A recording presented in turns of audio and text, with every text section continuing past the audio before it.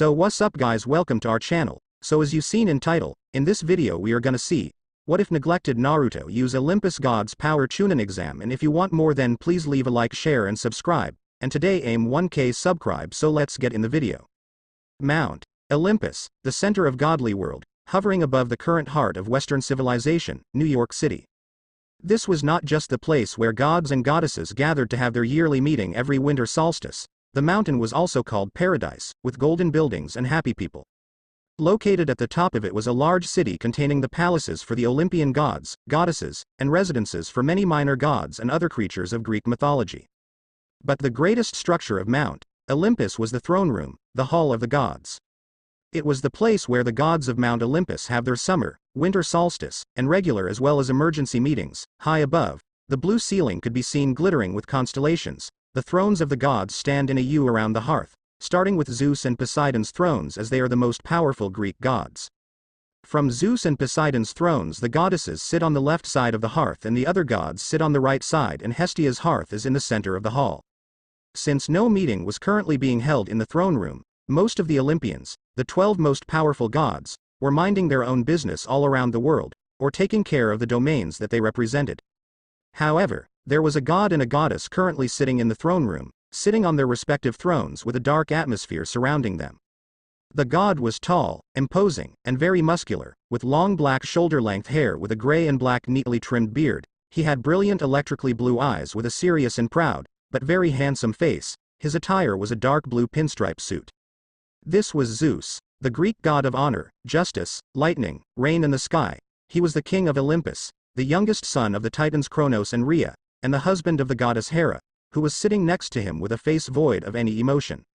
Hera was the eldest daughter of Kronos and Rhea, whose long licorice black hair she inherited. She had a face of regal and unapproachable beauty like that of a supermodel on a fashion runway, and a pair of large, soft brown eyes that one could get lost in. She was the goddess of familial love, marriage, motherhood, women, and also the queen of Olympus. As they sat on their respective thrones next to each other, the atmosphere between them was thick and heavy, as if one could cut through it with a knife. The king and queen of Olympus had not spoken any words to each other for a whole week now, all because of the horrible event that had happened last Sunday. Talia Grace, the latest demigod daughter of Zeus, was killed by the monsters sent by Hades right in front of Camp Half-Blood, and later turned into a tree with magic to protect the camp from all monsters by Zeus himself.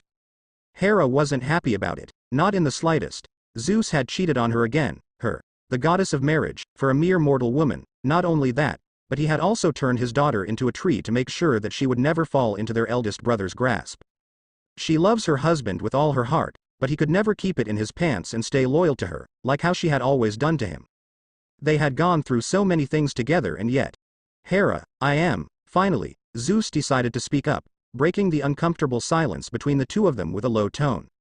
I am not in the mood, Zeus, Hera plainly said while looking away. Her face still remained the same. After so many years of having Zeus cheated on her for so many times, she had come to get used to it. But, unlike her son, Hephaestus, who would gladly divorce his unfaithful wife, she couldn't ever get over it mentally. It didn't change the fact that it still hurt a lot whenever an offspring of his showed up, or was discovered. Hera, I am heading back, Hera said emotionlessly as she stood up from her throne and got ready to transform into her true form to teleport away, but her husband suddenly grabbed her wrist. Wait, Kushina, just how many years had it been since the last time he called her by that name?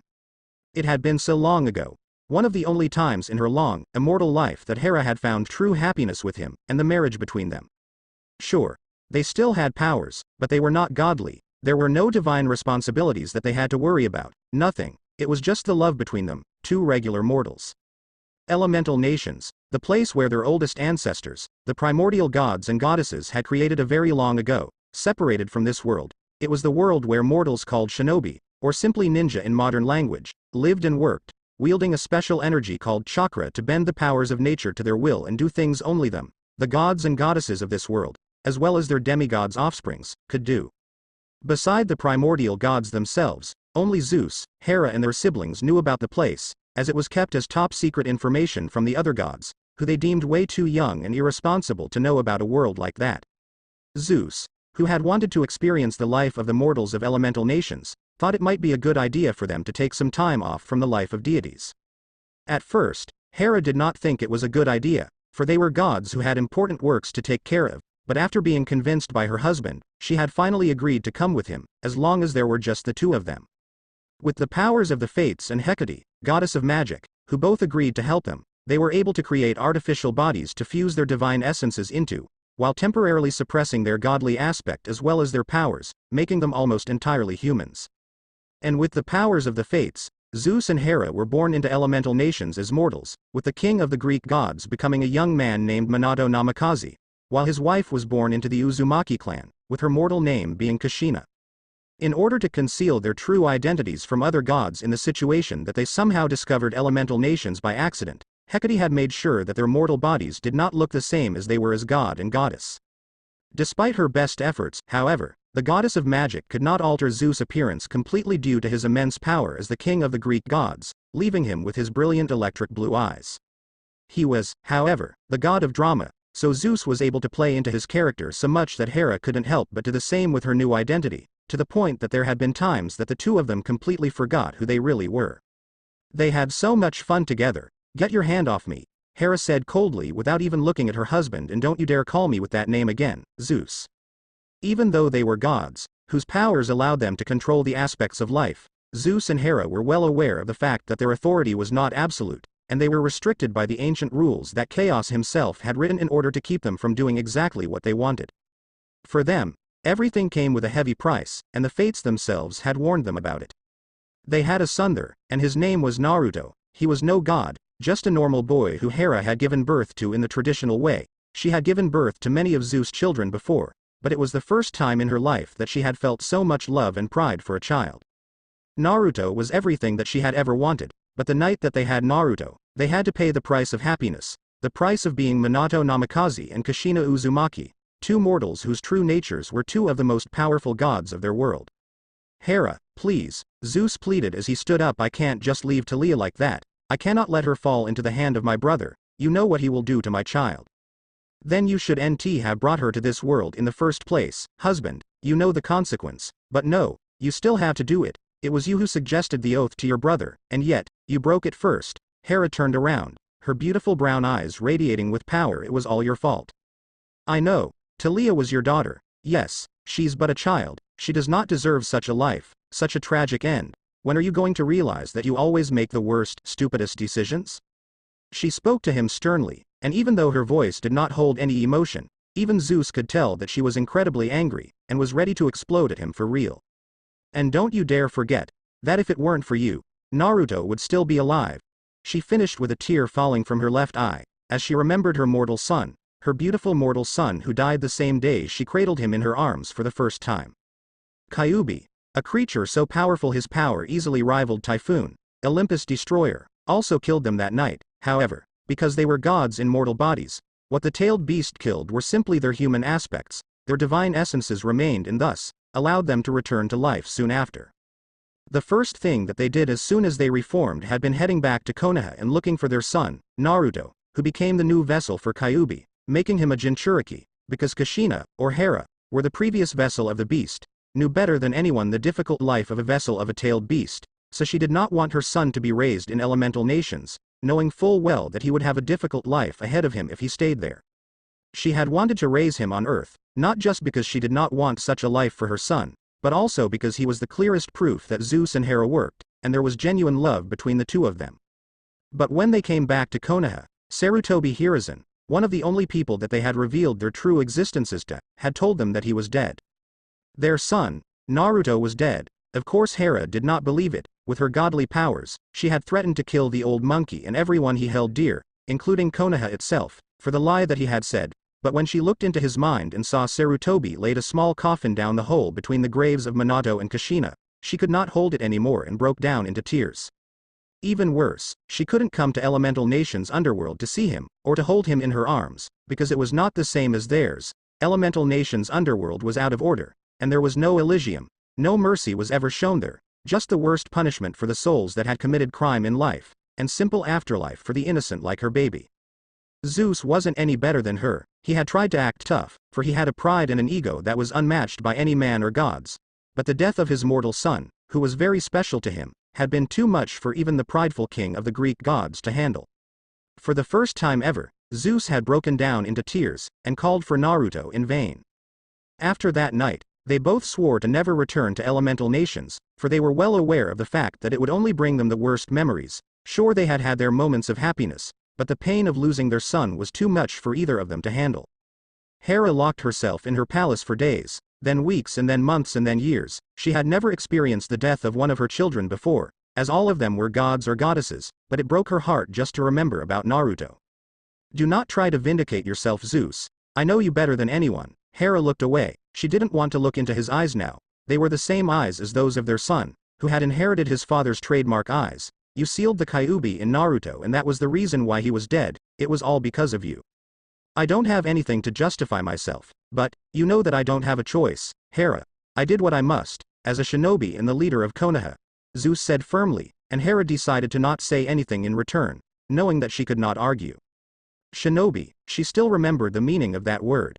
But before neither of them could speak up again, the entire throne room was shaken violently by a massive wave of power. All over Olympus, the gods and goddesses had no choice but to stop whatever they were doing and looked up in shock when they felt such a powerful feeling. While the minor gods were confused by it, the 12 Olympian, especially the eldest 6, knew the feeling very well. It had happened once before, many millennia ago. It was the feeling that they would all feel when a human transcended the boundary between mortals and gods, and utilized a power that was on par with a primordial being. Such a fact was almost impossible. Zeus, I know. Nodding his head at his wife and deciding to leave their personal issues for a later time, Zeus summoned his master bolt and launched a massive bolt of lightning to the sky, summoning the other Olympians, even his eldest brother Hades, who was not welcomed on Olympus except for the winter solstice event. In flashes of light, all 12 appeared in the throne room, with many looking at their king in confusion. Poseidon and Hades were the only ones who immediately took their seats, knowing full well that they would want to sit down to take in whatever that was happening. Despite not being an Olympian and no longer had a seat among them, it did not take long for Hestia, the goddess of the hearth, to arrive and sit down at her usual place beside the center hearth, with no one questioning her arrival despite it being an emergency meeting of the 12 Olympians. Olympians, Zeus spoke up with a thunderous voice after every other Olympian had taken their seats and looked at him in expectation. I am sure that you know why I have summoned you here tonight. We are all here to discuss the wave of energy and the feeling that you have felt just a moment ago. What was it, Father? Athena, the goddess of war and wisdom, asked in a curious tone. In all my immortal life I have never felt something like that. I have already tried to look for it in the ancient records. Please, Athena, we don't need you to rant about your library and your books right now. Ares interrupted with a tone full of boredom and a dismissive wave of his hand. You have a death wish, Ares? The goddess of war asked while glaring at her half-brother dangerously. Hey, you want to fight? Enough, both of you. Zeus warned them firmly, causing the two deities of war to look away from each other. Now is not the time for your usual bickering. We have a more important matter to care for. Listen carefully. What you felt just a moment ago was the alerting energy that Chaos himself has created at the point of humans' creation. Let there ever be a human that has transcended the boundaries between mortals and gods, and fighting on equal ground with a primordial being. Almost every jaw in the room was dropped down to the ground in shock. You can't be serious, Father. Athena broke the silence, picking up her jaw from the ground to utter the only logical statement that she could manage in her mind to speak to her father. No mere mortal could fight against a god, let alone a primordial being which could be even stronger than gods themselves. My words are the truth. I swear it on the sticks. Thunders rumbled outside, and, even though most of them didn't admit it, they had hoped that Zeus would be punished for telling a lie. No matter his position at the king of the gods, it did, however, confirm that he was telling the truth, that somewhere out there, a human had become as strong as a primordial being. For a mortal to wield such power, they can become a dangerous threat to us if we don't do something about it, Hades said seriously while looking around the throne room. And there is also the problem of the being that they are fighting, Poseidon pointed out. Receiving a nod of the heads from both of his brothers, we always keep a close eye on our oldest ancestors, so we know that it couldn't be any of them that are fighting this mortal. Whoever it is, they must have the powers that rivaled one, and is considered a primordial being by nature itself. Which makes them even more dangerous to us than this mortal, Zeus said, before summoning Iris, the goddess of rainbow, who appeared before them looking as confused as the younger Olympians had been. Take this, Iris. With that said, Zeus summoned with his master bolt a brilliant crystal, which he then handed to Iris before telling her, it will allow you to show us with your powers the mortal and this primordial being. If they are still fighting, make sure that it's one way only. We need to see who they are without alerting them of our presences. Yes, Your Majesty, Iris replied before activating her powers with the crystal in hand. A rainbow soon appeared in the center of the throne room, showing them the images of a shadowy figure that soon became clear. No, they all heard Hera gasping in shock. Even Zeus couldn't hold his master bolt in his hand firmly anymore and rose from his throne in shock. It can't be, Zeus muttered.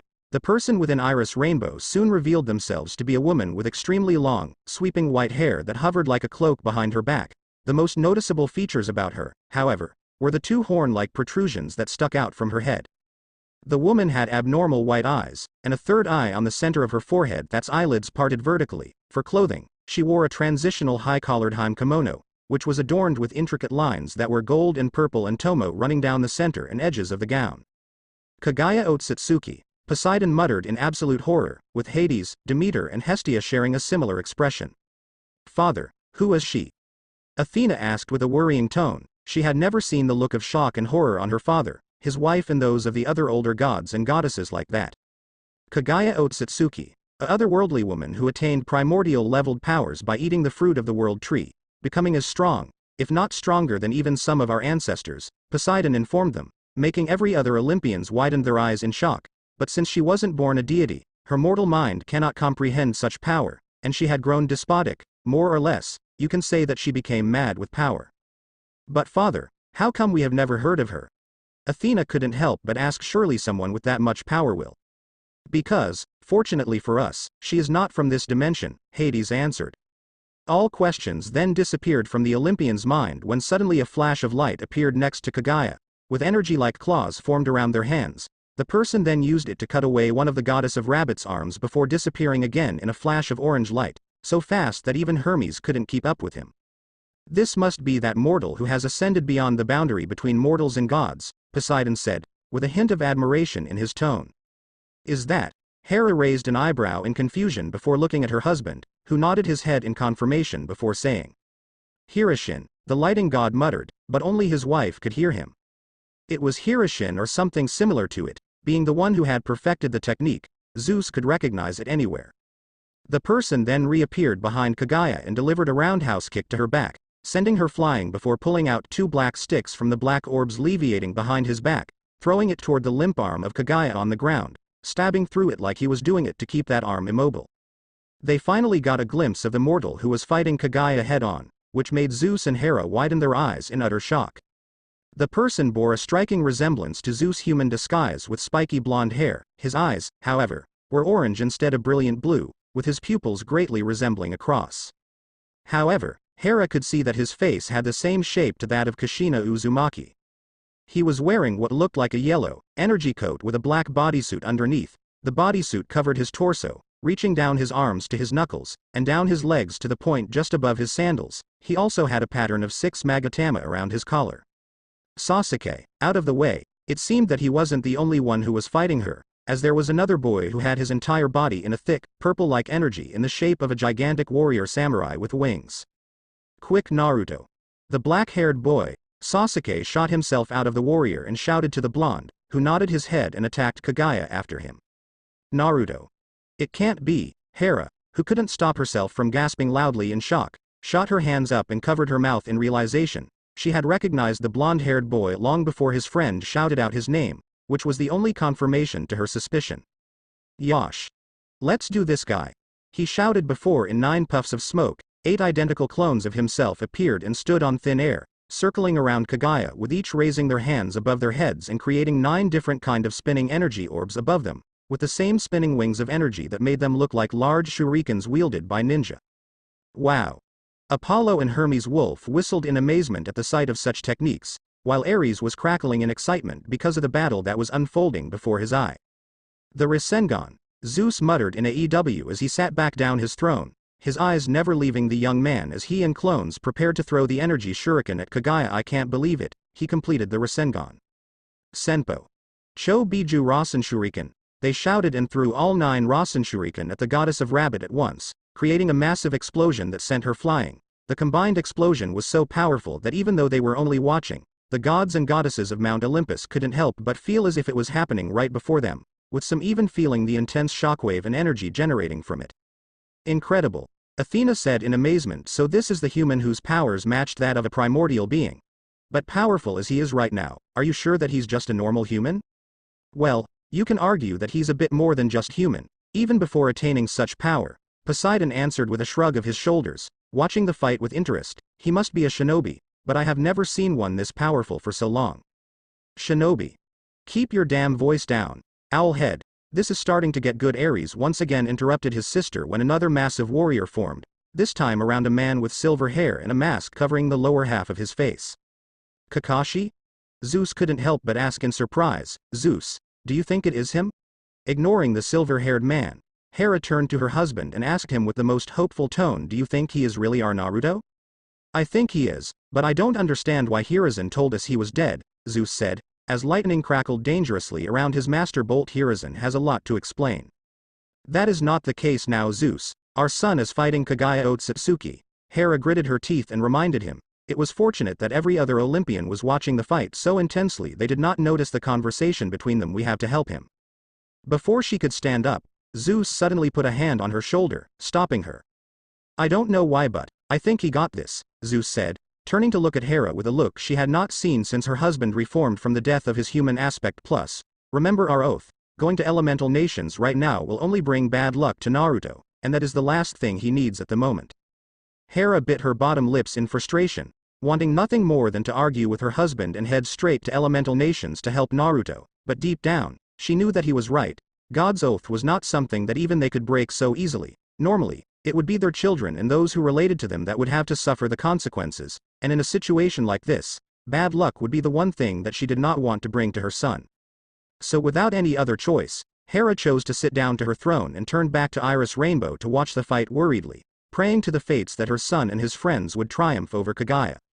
And so, for the next several minutes, the Olympians sat on their thrones of powers and watched as Naruto and his teammates fought Kagaya Otsutsuki, who was slowly pushed back by their combined efforts and powers. Eventually, the four, with Naruto and Sasuke being the two main factors, successfully sealed away Kagaya and the giant rabbit monster that she had become by a sealing technique that gathered rocks on the ground to lock her inside an enormous, planet-sized orb of Earth, which then flew slowly to the sky and looks just like a small version of the moon.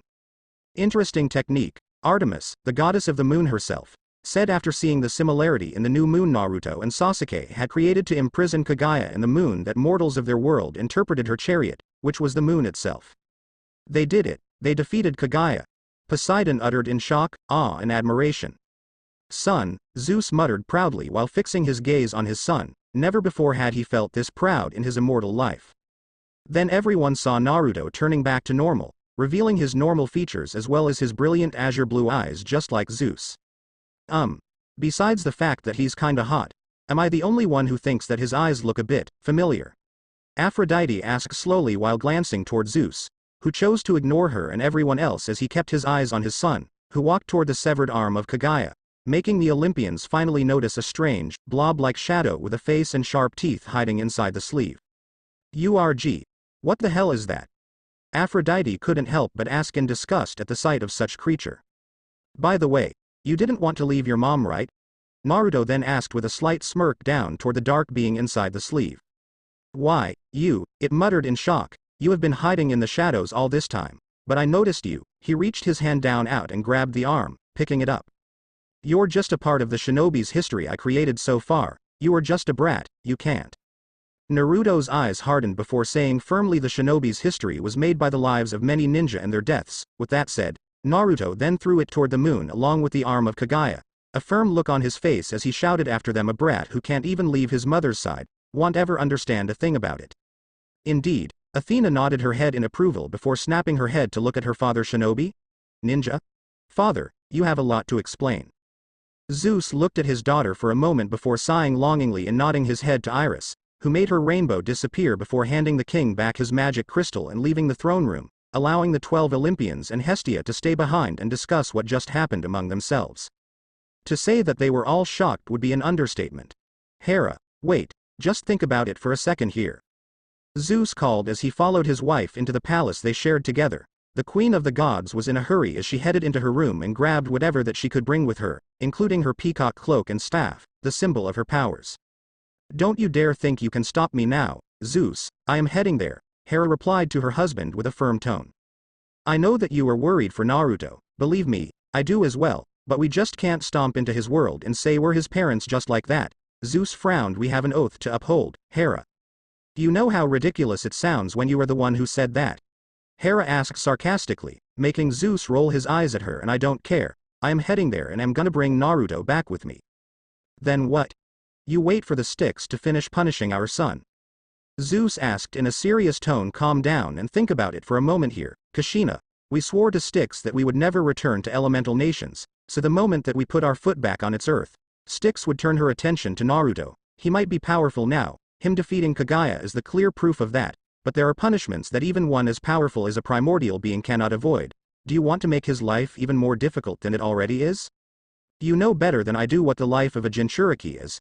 Do you want our son to suffer even more because of the decision that we made, and will make? But, Hera tried to argue, but once again, she knew that her husband was right. It was rare for him to win an argument of theirs so easily like that. Then what are we going to do now? I can't just leave him there, it has been 17 years already.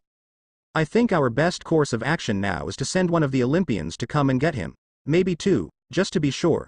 They are not bound by the oath like we do, so they can travel to elemental nations with no consequences, Zeus told his wife, making Hera nod her head in understanding. They better bring him back to us unscratched. Hera's eyes then turned cold. What about Hiruzen? And Tsunade as well as Jiraiya? They lied to us, Zeus. It was Hiruzen who told us that our son was dead, and even faked the scene in his mind. I don't know how he did it, but I want an answer. I do as well, Hera, Zeus replied to his wife with a nod of his head. Why are we here again? Artemis, the goddess of the moon and hunt, asked while looking around the hall of the Greek gods. Patiently waiting for someone to give the answer to her question. Anyone who looked at Artemis could see that the goddess of the hunt did not want to be there, and no one could blame her since none of them wanted to be summoned at this time of the year either, with the only exception being maybe Athena, who was sitting on her throne burying her face in a book in a manner not unlike a hard reader in a library. Around the throne room, every other Olympian was minding their own business. Ares was yawning in boredom as he sat on his throne in the most ungodly manner. At the same time, Aphrodite was, just as Artemis had expected, caring only for herself, double-checking and even triple-checking her own looks in a handheld mirror, trying to perfect her already so-called perfect look. At the very least, Artemis appreciated the fact that the goddess of love was not trying to bother her again, something that she had been doing a lot recently much to her annoyance. Hephaestus, meanwhile, was tickling with the machines on his lap, trying to put together or invent a new mechanical item that Artemis did not recognize. Dionysus, meanwhile, was reading a wine magazine while drinking from a can of Coke, looking quite miserable and more drunk than he normally had been before the punishment their father had put on him. Demeter was ranting again about how good cereals were again to their health even if they were gods to anyone who was bothering enough to listen to her, which in this case was none other than the goddess of the hearth, Hestia, everyone's most favorite auntie. Her childish brother was, just as Artemis had expected, engaging his brother in arm in more things than just blood and best friend Hermes about the women that they met in their immortal life, which disgusted her to no end. Poseidon, on the other hand, was sitting by himself and twirling his trident around in his hand, probably thinking about the Atlantic and his people. Surprisingly enough, Hades had also been summoned to the meeting, and the god of the underworld was currently sitting on his throne-like chair, looking quite laid back with his hands behind his head. She had no reason to not like her uncle, but his presence on Olympus outside of winter solstice meeting had always meant that something big was going on and they needed every god of the Olympian Council to present. Yo, Artie. Do not call me that, brother. Apollo's face instantly lost its color when a knife flew past his head, missing his cheek by only an inch and stabbing into the backrest of his throne. Artemis, please try not to murder your brother here, Poseidon spoke with an amused chuckle. It was him who had changed the trajectory of the knife in the air and saved Apollo the trouble of having to use his own power on himself. I will keep your suggestion in mind, uncle, but no promise, Artemis said with a smile to the king of the sea, as she retrieved her knife with a wave of her hand. And how can I help you, brother? Do you know why we are all here? Didn't I just ask the same question? Artemis responded with her own question, but Apollo simply shrugged his shoulders at her in response. I am also in the dark just like you, brother. Artemis answered, thinking about her huntress. She had no doubt that her Lieutenant Zoe would keep everything in order for her while she was gone, but she was worried that monsters might attack them where they were camping while she was away. The monsters had been a whole lot more active recently, and it was in their duty to find out the reason. Artemis opened her mouth to speak, but her father beat her to it as he arrived in the throne room as dramatically as ever in a bolt of lightning. Standing beside him was none other than his wife, the queen of the Greek gods, who had a strange look of worries on her face. The beauty that could even rival Aphrodite herself was totally in ruin. Her hair was a mess and her white dress was messy and taken carelessly. It was Artemis' first time seeing the queen like that. She respected the queen, but she did not like her either for the mistreatment she and her brother had had to deal with since the moment that Zeus could not keep it in his pants and wooed their mother. Whoa, what happened? Aphrodite could not help but ask, looking away from her mirror for the first time. You're a mess, Hera. But the normally short-tempered goddess chose to not say anything in response, simply ignoring the goddess of love as she walked to her throne and sat down. Want me to help you fix your look? No. All right then. The goddess of love waved a hand at Hera dismissively, looking as uncared as ever, but Artemis could see that Aphrodite was somewhat nervous by the tone that the queen had just spoke to her. Go back to your seats, everyone. Let us start this emergency meeting. Zeus spoke up. Tapping his lightning bolt lightly on the floor of the throne room after clearing his throat, he waited until everyone had settled down on their seats, and Ares had woken up to begin. Now, let's discuss the most important matter at hand. It's about the boy we saw last night fighting the primordial being Kaguya Otsutsuki, Naruto Uzumaki. Fish cake spiral? Apollo asked, raising an eyebrow in wonder before grinning broadly and nudging Hermes with his right elbow. Hey, sounds like him and I are gonna be good friends. What about him? Ares asked with another yawn. Before we begin, Ares, you should know that. He is your little brother. Hera interrupted her husband, speaking up for the first time, and made Ares along with the rest of the Olympian council gasp in surprise. However, it was for a different reason. Man, not again, Apollo groaned, throwing his hands in the air in defeat. Wow. Talk about keeping an oath, Aphrodite giggled playfully in amusement. I am not surprised, Hades spoke as he glared at his brother. Brother.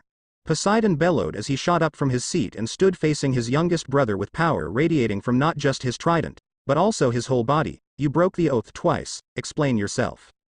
Wanna say anything before I send some underworld folks after him, wherever he is, little brother?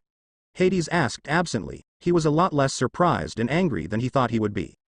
Maybe he had just already seen it coming. He defeated a primordial being. As if those monsters from the underworld are gonna give him trouble, Demeter reasonably pointed out, making Hades shrug his shoulders. Won't stop me from trying though. That boy is a threat for not just being a potential child of prophecy, but for the unimagined power that he poses. It is just like you said, sister, he defeated a primordial being. Is it not already worrisome enough? Hades reminded them all, whether you like it or not, he cannot be kept alive. We gotta do something about it. He's also my son, right? Then that make him even more worry. What? Hades nodded his head in understanding, before widening his eyes in shock at what he had just heard and gasped, looking at Hera as she sat on her throne and tapped her foot on the floor rather impatiently. So you were saying, he's fully my brother? Hephaestus asked, looking at Ares and then back at his mother. Our brother? Yes, he is, Hephaestus, Hera answered with a sigh, before glancing over to Zeus and giving him a meaningful look, as if urging him to be quick. Ahem. Allow me to tell you a story, kinda unnecessary dramatic, father. Ignoring Apollo's remark, Zeus began to tell them all the story of elemental nations and how it all began, from the day that Kaguya ate the fruit of the world tree, originally the Jubi itself, whose power was far more terrifying than anything that they all could ever imagine, and attained otherworldly godhood. She then gave birth to 2 sons, who defeated their mother for the tyrant that she had become. Hagoromo, the younger son, later became the creator of shinobi and their arts, ninjutsu, which led to the creation of the ninja world and the great nations of shinobi. He then told them about the many wars between ninjas, starting with the first, then the second and the third, eventually leading to the births of many shinobi villages, by uniting clans of ninja together. Then he told them about his short but eventful journey there with Hera with the help of the Fates and Hecate, how they had become Minato Namikaze and Kushina Uzumaki, who both grew up in Konoha and lived their life as shinobi of the villages before marrying each other, giving birth to a son whose name was Naruto. It was then that he began to tell them what had happened the night that their mortal self died. Even though Zeus had tried his best, the story was still incredibly hard for him to tell, because it was not something he nor his wife wished to ever relive again. He thought he had lost a great son that night, but it turned out that the boy was still alive and grew up to be an amazing young man, and a powerful shinobi. In the end, no one dared to say a word, not even Ares. As much as Artemis wished to deny it, she was in shock. It would be much easier for me to summon Mnemosyne and have her show you all our memories, but it will take a lot of time to watch. Zeus then said after finishing the story, but we need to talk about the reason that I have summoned I call you here. You wish to bring Naruto Uzumaki here, don't you, father? Athena asked. Having come to the conclusion the moment that she found out who Naruto was, she was also the first member of the Olympian Council to collect her composure, as the rest was still trying to process all the information that they had just been given, too shocked to even say a word. You are correct, Athena. We swore to the Styx the night our mortal selves died that we would never return to elemental nations, so we need one of you to go there and retrieve Naruto for us. Zeus spoke to Athena, making the goddess of wisdom nod her head in understanding, having expected as much. Allow me to go. Father Ares shot up from his seat and volunteered instantly with a bloodthirsty grin. I shall bring little brother Naruto back to Olympus. In one piece? I think not, Hermes pointed out while Apollo snorted, and I am not talking about him. You think I will lose to him? Duh. Apollo and Hermes spoke at the same time, after looking at each other. How about you allow me to go? Artemis was not surprised to see Aphrodite then volunteering herself, raising her hand in the air and speaking in a sing-song voice. I am good with people, so why don't you let me bring Naruto here? I am sure that he can use a guide like me. I think we can both go also, Apollo said, with Hermes nodding his head in agreement. Who can bring Naruto back to our world faster than the fastest duo of Olympus? He asked dramatically, his whole body glowing like the sun, making Artemis cover her eyes with a hand as he got up and high-fived Hermes. While I am very glad that there are so many volunteers, Zeus said, while Hera could shake her head while looking around the throne room in slight disappointment and annoyance. It appeared that no one wanted to bring Naruto to Olympus because it was his rightful home, and it was something she had fully expected before going to the meeting, but last night, Hera and I had decided the most suitable choices for this mission. Athena and Artemis, please come forward up. What? Was all Artemis could utter in surprise when her father called for her name. Fair enough. The goddess of wisdom, on the other hand, nodded her head, closing the book on her lap and stood up from her seat, having fully expected her father to choose her and her sister. She had nothing against it, and not to mention that it would be a great opportunity for her to see elemental nations with her own eyes. Father, may I know why you have chosen me for the job? Artemis decided to ask while looking at her father. Artemis, you are my best tracker. Elemental nations is a massive world, it's far larger than ours. Hera and I can teleport you to Konoha. But we need you to help your sister track down Naruto and bring him back as soon as possible, just in case he's not in the village and has gone off on a mission somewhere else. He's a shinobi. My decision is final, Artemis. Zeus spoke up before Artemis could open her mouth to speak anything again, making her blow a strand of her auburn hair away from her face in annoyance. If you're worried about your hunters, send them to Camp Half-Blood and have them stay there for the time being. Make haste, you two.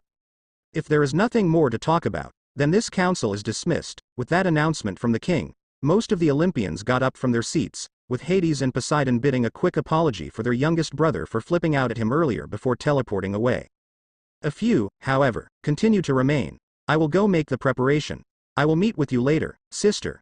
Athena spoke to Artemis before flashing away herself, leaving Artemis to be the only one left in the throne room besides Zeus and Hera. Strapping her hunting knife into its holster, the goddess of the hunt then stood up and walked toward her father, but to her surprise she was stopped by none other than Hera, who grabbed her hands and spoke to her with a pleading look in her eyes.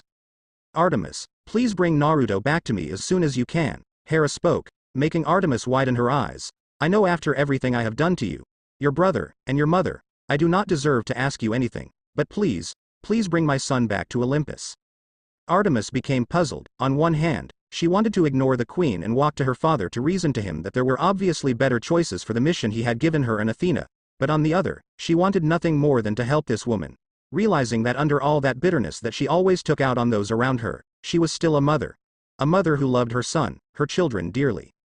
She knew how special Naruto could be to her. She was no goddess of love like Aphrodite, something that she was thankful for, but she knew that Naruto was not just her son. He was the proof of her love for Zeus, the husband who had cheated on her so many times just because that he could. Alright, Hera, Artemis spoke finally after making up her mind, squeezing her hands around the queen's as she looked straight into her eyes. I promise to bring your son back to you. Break with a sad look on his face, Naruto put on his black attire, standing in front of the mirror in his room. A week had passed since the end of the Fourth Great Shinobi War, yet, villagers and shinobi all around the world were still burying their beloved fallen comrades, friends, fathers, mothers, brothers, sisters, sons, in grief. Thousands of shinobi had lost their lives in the war. Some Naruto knew, but many others, he hated himself for not at least knowing their names. Everyone would be there for the funerals, even Sasuke. Standing beside his friends and comrades, Naruto remained silent as he looked at the new names that had been carved on the stone. He did not know what to say, and could only stand there with a bunch of flowers in hands. Each flower was for each shinobi of Konoha who had fallen down on the battlefield. But after the rain, the sun would once again rise. A new day had started, a new beginning. What? What do you mean I cannot become the Hokage just yet? Naruto asked in surprise with a dramatic look on his face, one hand holding his head. The other one would have been used to do the same thing, but it was no longer there, having been blown up during the final clash in his battle against Sasuke. Keep your damn voice down, brat.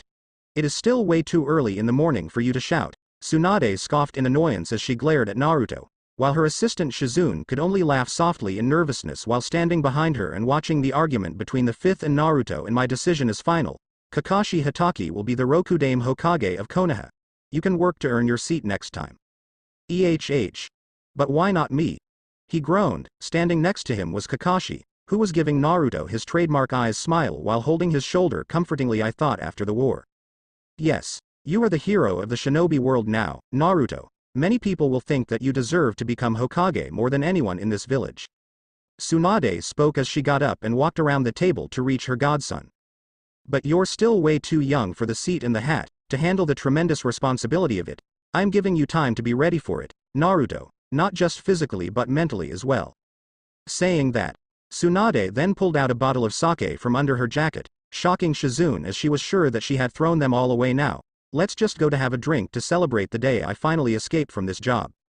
With that said, Tsunade wrapped her free arm around Naruto's neck and pulled him out of the room using her ridiculous strength, with Kakashi and Shizune following closely behind them. The whole way, Naruto tried to reason with the blonde woman, but the moment that they arrived at the street of Konoha, the cheer of the villagers caused Naruto to stop, leaving him standing there in surprise. Well, you might not be the Hokage yet, Naruto, Kakashi said as he walked over to his student and spoke to him warmly. But isn't this almost all but only thing that you have ever wanted? Naruto could only nod his head slowly in response as he looked around, finding himself experiencing the same feeling he had had after Kakashi brought him back to Konoha after he had defeated Pain and confronted Nagato. Once again, they had called him their hero. Break.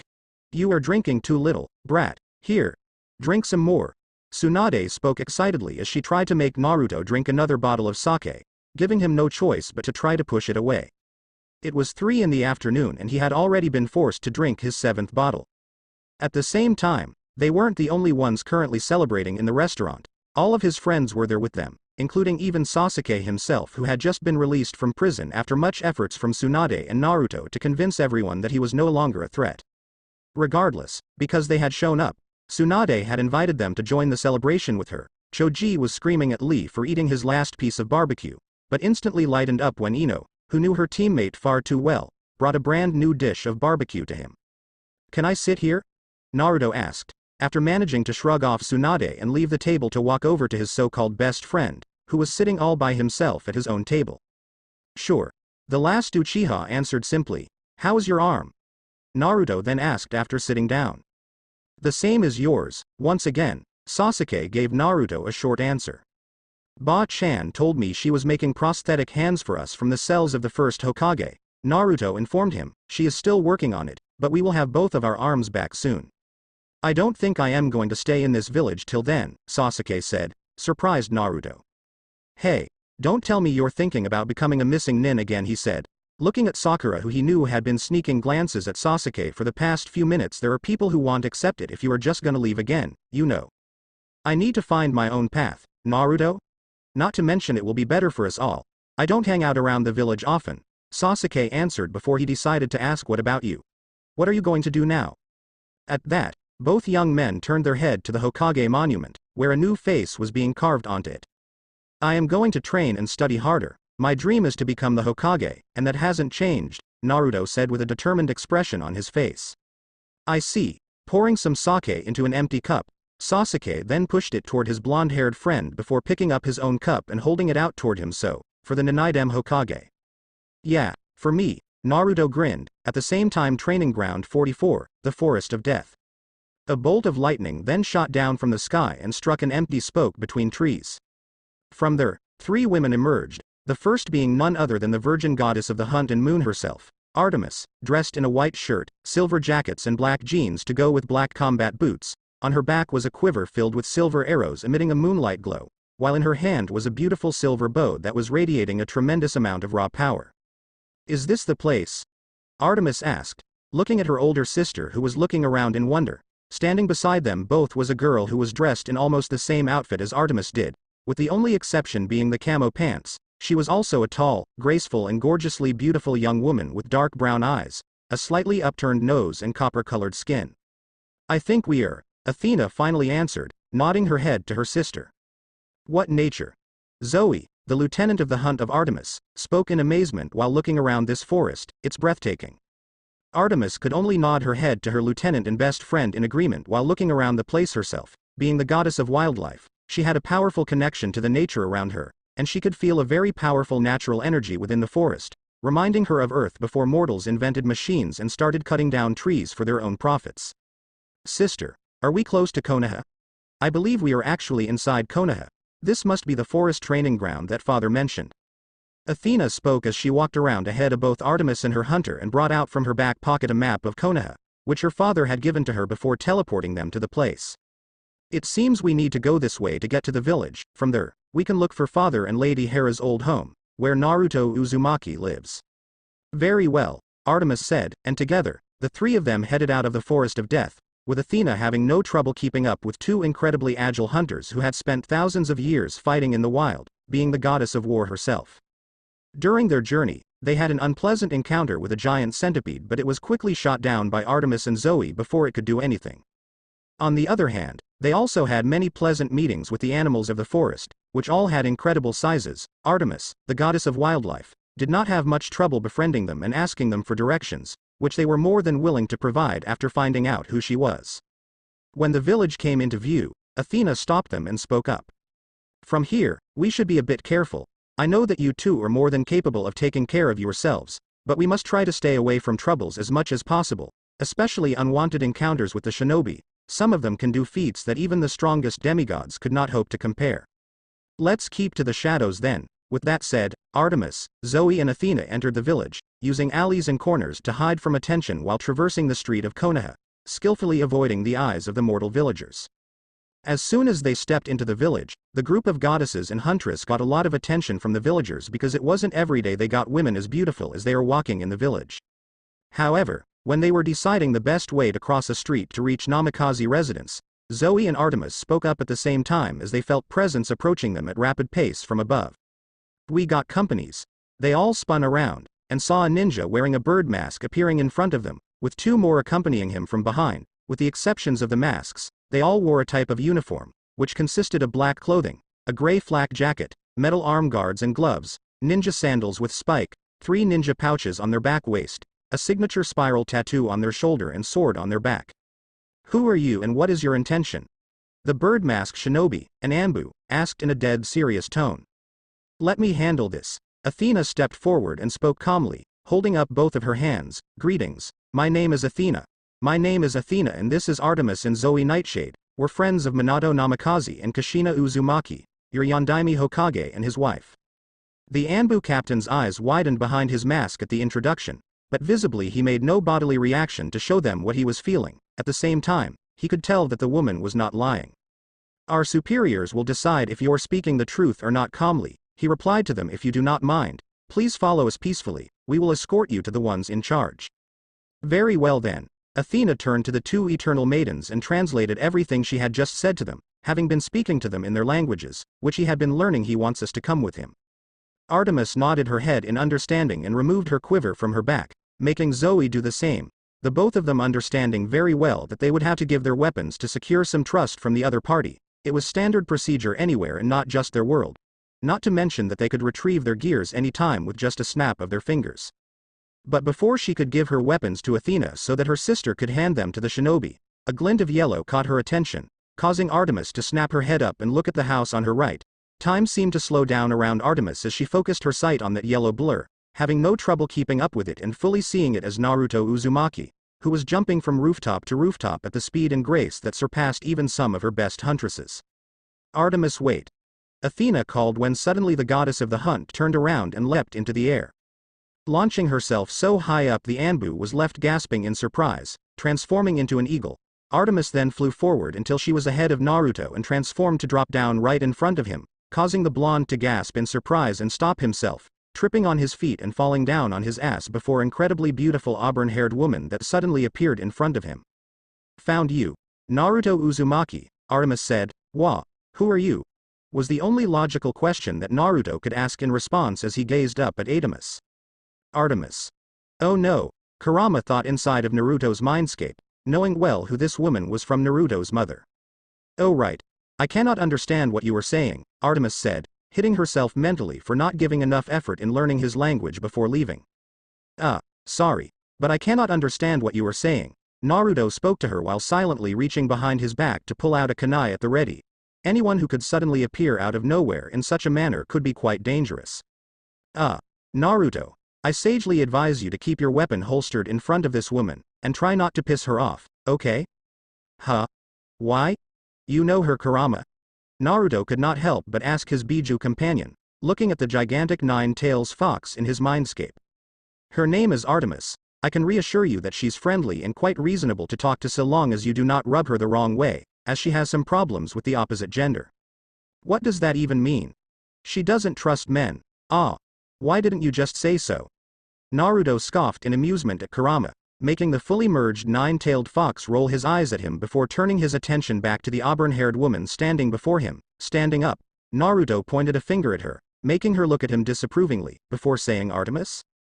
How do you? Before the goddess of the hunt could finish asking how he would know her name, even though Hera had told her and Athena that he did not have any knowledge about them, Naruto pointed at himself. Naruto pointed to himself. Naruto Uzumaki. I know who you are, boy, tch. Where is Apollo when you need him? Artemis clicked her tongue in annoyance, making Naruto mistake it for a gesture that was directed at him and step back in caution. Before either of them could say anything, they heard voices. Artemis. Hold it right there. Instantly, Artemis spun around and notched an arrow, holding her bow up and aiming it at the Anbu who had shot down behind her, aiming at his forehead. Do not sneak up behind me, boy, Artemis warned in a firm tone, pulling the string of her bow back and making it glow with her divine power. Before she could say anything, a whole group of Anbu then appeared around her and Naruto, looking alarmingly at the auburn-haired woman who did not look worried as she glanced around before seeing Athena coming toward her with Zoe, the two of them being chased by a team of shinobi, using Aegis to knock away the throwing weapons that were thrown at them as warnings. Whoa, easy there, you guys, Naruto called out as he stepped forward, pushing Artemis back with his hand just as Athena and Zoe arrived at Artemis' side, with the lieutenant huntress immediately backing her mistress up with her own bow and arrows. Everyone, calm down. Naruto-san, these women, they. Naruto Uzumaki, we are friends with your parents. Before the Anbu leader could inform Naruto of the situation, Athena spoke hurriedly to the blonde in his language, making him widen his eyes in surprise and immediately turn his head to look at her. At the same time, still with Artemis aiming her arrow at his forehead, the Anbu leader held up his hand and made a signal for his squad to lower their weapons, but at the same time keeping their guard up. Do you know my parents? He asked. It's not strange for people to claim to know his parents, now that the truth about him being the son of the fourth Hokage and his wife, Kushina Uzumaki, one of the former last surviving member of the Uzumaki clan, had gotten out, but he could not help but feel that there were more to her claim that meet the eyes. What do you mean when you say you know my parents? Who are you? The blonde continued to ask. Before answering his question, Athena looked firmly at Artemis, who narrowed her eyes at the Anbu around her before lowering her weapon along with Zoe, causing her bow to stop glowing. My name is Athena, Naruto, we are here to bring you back to your parents. The truth is that they are still alive, Athena answered him, shocking everyone standing in the area. And Artemis and I, we are your sisters. Hey Naruto, don't take it too seriously, but your sisters are freaking hot. Be nice, Kiba. Naruto scoffed lightly and spoke to Kiba with a roll of his eyes, but it only made the smile on his face get wider. As much as he had his doubts just like everyone else, it would be an understatement to say that Kiba had been shocked to learn that the two out of the three incredibly beautiful and attractive girls currently standing only a few feet in front of them had claimed themselves to be the sisters of the hero of the shinobi world. Though, nothing could surprise him more than the claim that Minato Namikaze, the fourth Hokage of Konoha, and his wife Kushina Uzumaki were both still alive. And they are not my sisters, but even if they are really not, they are still hot. Woof. The two young shinobi then turned their head when they heard a playful bark, and both found themselves widening their eyes in surprise when they saw Akamaru nodding his head to the auburn-haired girl, who appeared to be conversing with him in a casual manner in her language. Is she talking to Akamaru? Kiba asked in shock before looking at Artemis, who reached a hand out and petted Akamaru softly on his head. Hold on a second there, you can, really, real talk to dogs? Naruto asked in disbelief with his and Kiba's eyes widening as wide as dinner plates, despite having been told that Athena was the only one who could understand their language. What is she saying? Naruto looked at Athena and asked her after hearing Artemis spoke something more to Akamaru, making the black-haired woman then turn her attention away from Tsunade for a moment to answer him. She said his dog appeared to be smarter than him, Aden said, making Kiba drop his jaws in shock. And yes, Artemis can talk to dog, but her power does not just limit to carnies, she can talk to all kinds of wildlife. Seriously? Naruto said, looking at Artemis as she kneeled down to stroke Akamaru's fur with Zoe, who gave Naruto the impression that she adored the Ninken far more than she liked anyone else in the room, or at the very least, the boys. My apology, Tsunade-san. Athena continued as she turned her attention back to Tsunade, who continued to give the woman a puzzled look from behind her desk. As I was saying, my name is Athena, and these two here are my sister Artemis and her lieutenant, Zoe Nightshades. We are Naruto Uzumaki's sisters, and here to bring him to his parents, who are both alive. That, I must admit, is a lot to take in, Athena-san. Tsunade shook her head and said, glancing over to Naruto, who only gave her a shrug of his shoulders, looking just as disbelieving as everyone in the room. Minato Namikaze and his wife Kushina Uzumaki were two of the most beloved shinobi and kunoichi of this village, of our life. For you to suddenly appear from nowhere and make claims that they are still alive like that, I am very sorry, but it is very hard to believe. Understandable, Tsunade-san. However, I believe that there is someone who can justify my claim. Athena nodded her head in understanding, before she turned slightly to the side to look at Naruto, who crossed his arms on his chest in wonder as everyone else in the room turned their attention to him. Naruto, can you ask the Kyuubi, or Kurama? I believe that is his name. You know, yes, your mother told me. Athena nodded her head in confirmation, making Naruto look at her for a second before closing his slightly opening mouth in surprise to move his consciousness into his mindscape, finding himself standing before Kurama, who was also scratching his chin in wonder. So, are they telling the truth, Kurama? Unfortunately, she is telling the truth. Kyuubi told Naruto your parents are alive and well. What? He asked in shock, both at the outside and inside world. How can that be possible? And why didn't you tell me if you have known this the whole time? I wanted to, but I also wanted to give you some time to collect yourself after the war. I figured a few weeks after the funeral would be a good time, Kurama answered, making Naruto widen his eyes slightly before calming down, finding his reason to be reasonable as he could still remember. And for your information, the knowledge and memories that I had about your parents just happened to be split to the other me. It was only after fusing with him that I remembered that your parents were really alive. I see. Naruto nodded his head in understanding at Kurama before returning to the real world, looking at Athena to ask her, so my parents are alive, how were they alive again? Because they are not humans, or in our terms, mortals, Naruto. Your parents are the king and queen of the Greek gods, Athena answered, and her words made everyone in the room gasp and widen their eyes in shock, with no one more so than Naruto himself, who could not stop looking at Athena as if she had just grown a second head instead of dropping that piece of information on him. Of all the answer that she could give him, Minato and Kasehina being gods was the last thing that they could think of. About 40 years ago, your parents came to this world to rekindle their marriage and start everything over, not as gods, but as mortals. With the help of the Fates and Hecate, the goddess of magic from our world, they created mortal, artificial bodies for themselves and blent in this world. Athena explained, and she raised her hand to create a projection of the king and queen of the Greek gods in the room, each standing alongside their mortal selves, who then joined with them to create a singular being in a bright flash of light. The display left Naruto and everyone completely speechless, even though it was far from the most impressive thing that they had ever seen and also did not prove anything. Our father, Zeus, the king of the Greek gods and the Olympians, god of lightning and skies, became the man that you hear all addressed as the Yondaime Hokage, Minato Namikaze. Meanwhile, his wife Hera, the Olympian goddess of family and marriage, became Kushina Uzumaki.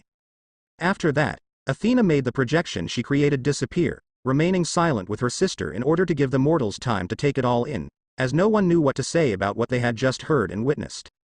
Kurama, Naruto whispered, Yes, Naruto, as hard to believe as it is, everything she just said to you was the truth. The orange-tailed beast answered with a solemn nod of his head, making Naruto look down.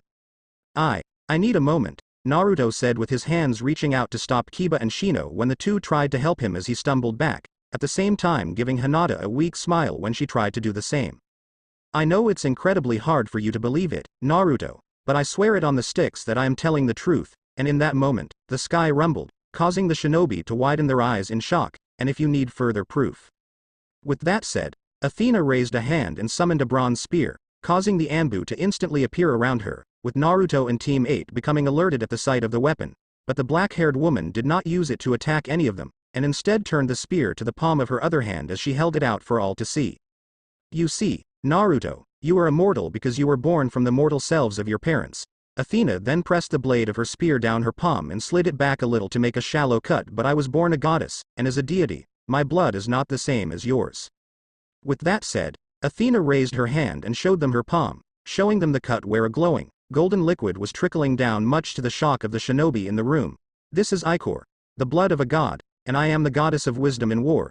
After a moment, the cut suddenly healed itself and Athena simply wiped her ichor away with a handkerchief, which she had magically summoned after making the spear disappear. Artemis is goddess of the moon, hunt, maiden and wilderness. The goddess of wisdom then continued her introduction, and to show them the proof that she was indeed what she had been introduced as, Artemis caused the sky to turn dark and the moon to appear, glowing brighter than anyone had ever seen in their life for a brief moment. However, those few seconds of the darkened sky and the full moon right in the middle of the day was far more than enough to cause the villagers of Konoha to look up in confusion. But only the shinobi and kunoichi inside the Hokage office knew what was happening. Even so, they could stop themselves from gasping like fishes on water. Kurenai, who was acknowledged as one of the best genjutsu users in the village, could tell that what they had just seen was no illusion, even though it had happened too fast for her to collect herself and try to dispel it. A bit too far, sister, and unnecessary. These ninjas have techniques that allow them to create illusions like that, so you can't convince them by showing them your powers in such a manner. Athena spoke to Artemis, who simply shrugged her shoulders in response before she turned back to Naruto to speak to him, and if you still need further proof, I believe someone other than Kurama holds the answers to every question that you have. With that said, Athena then looked at Tsunade, who was still trying to collect herself and comprehend what happened, and spoke to her. If it's possible, Tsunade-san, I would like to talk to this man whose name is Hiruzen Sarutobi. I believe he is your teacher and predecessor. You are correct, Athena-sama, but unfortunately, after a moment of silence, Tsunade finally spoke up, in a more respectful tone than she had before, showing everyone that she had accepted the fact that the two women standing in front of her were indeed goddesses. Sarutobi-sensei passed away 2 years ago. He was killed by another student of his during an invasion against our village. What about Jiraiya? Minato's sensei? Aden asked, but it was Naruto who answered. He died also, the blonde said in a low tone, and that was enough for Athena to know that she had mentioned someone that Naruto held dearly. I see, so everyone who might hold the answers to your questions are gone. Sadly, those are the only people that Minato and Kushina trust with their secrets, Athena said with a small sigh before turning to Naruto to explain to speak to him. A couple of weeks ago, you fought against this Kagaya Otsutsuki, correct? Yeah. Naruto nodded his head. What about her?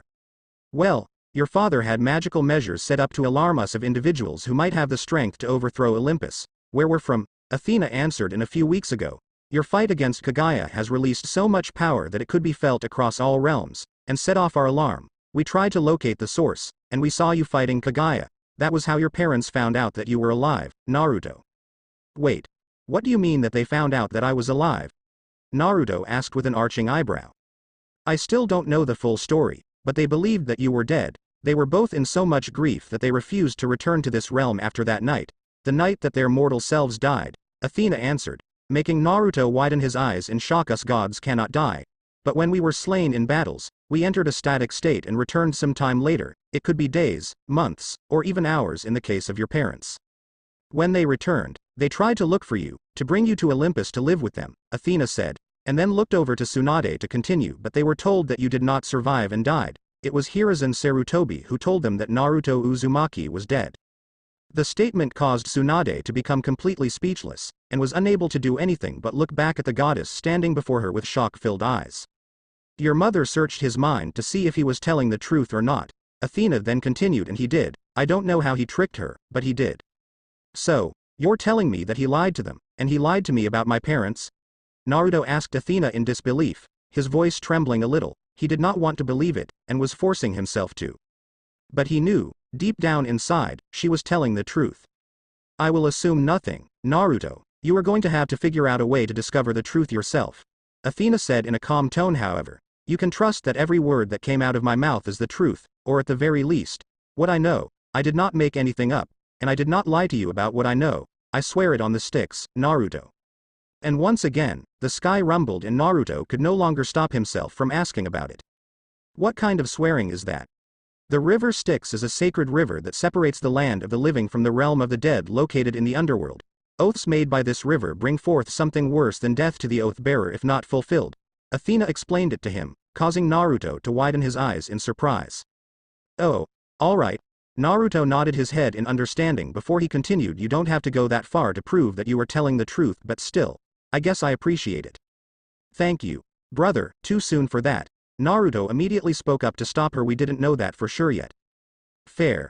Athena nodded her head to him with an acknowledging smile before she decided to ask, and it also happened to be the question that everyone was having in their mind. So what are you going to do now? I guess I need some time, you know, it just, a lot to take it. Naruto said with a weak smile. This is not how I thought my day was going to be when I woke up this morning.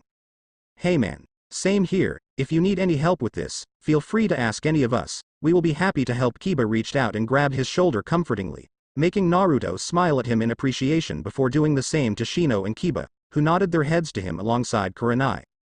Please, take as much time as you want. We are in no rush, Athena said to him, before turning back to Tsunade to ask Tsunade-san, would it be possible for you to arrange us a place to stay in your village for the time being?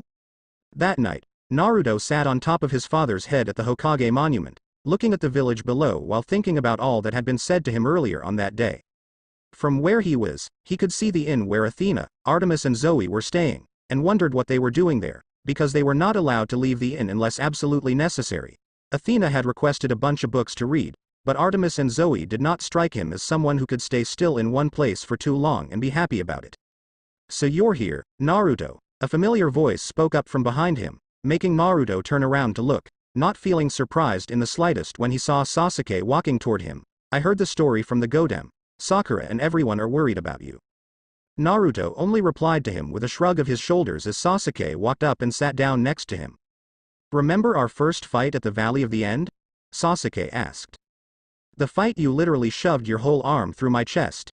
Yeah, I remember that. Naruto nodded his head. There was a long moment of silence before both of them broke out in chuckles. Very funny, but, you remember what I screamed at you? About our parents? Yeah, at that time I didn't even know who they were. Naruto said as he stretched his legs out and leaned back a little. I thought they were killed during Kurama's attack on the village, or maybe they left me.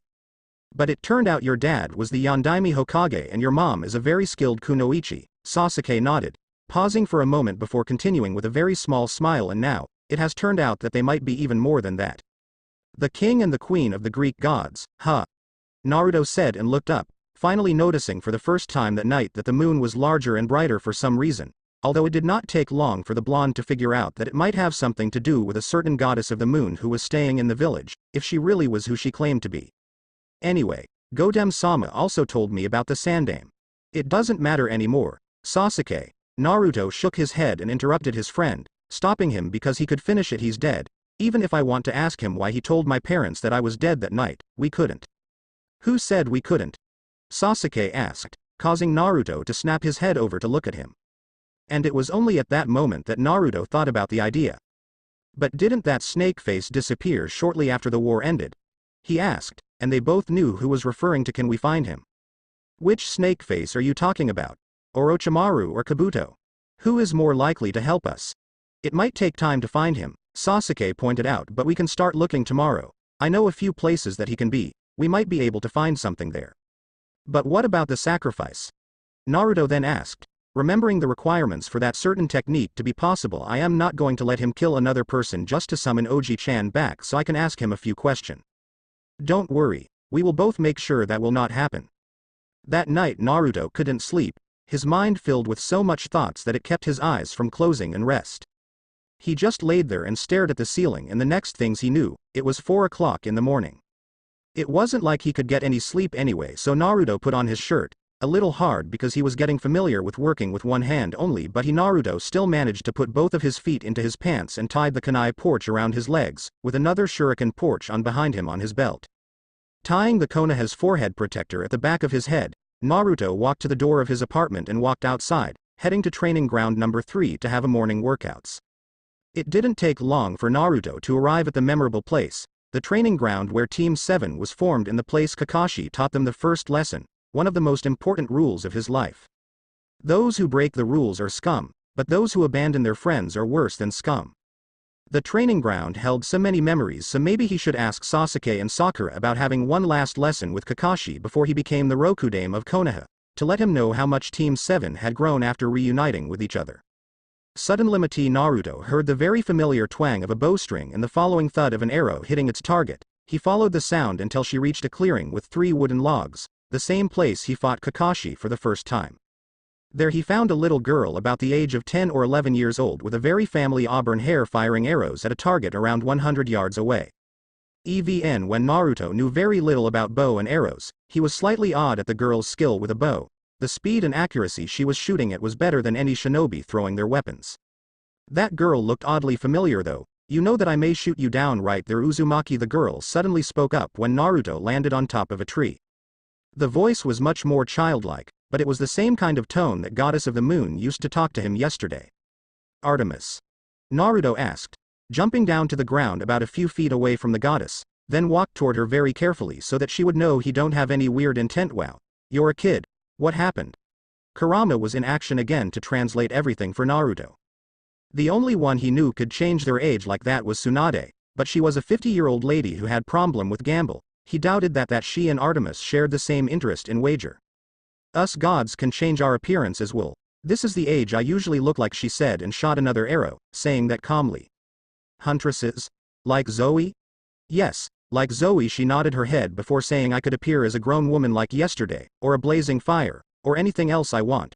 But this is what I prefer. This is the average age of my hunters, and all young maidens for whom I am patron, before they go astray. Go astray. Grow up. Become smitten with boys, become silly, preoccupied, insecure, forget themselves. Oh, you mean fallen in love? Naruto suddenly realized with a large smile, his hand hitting his other palm.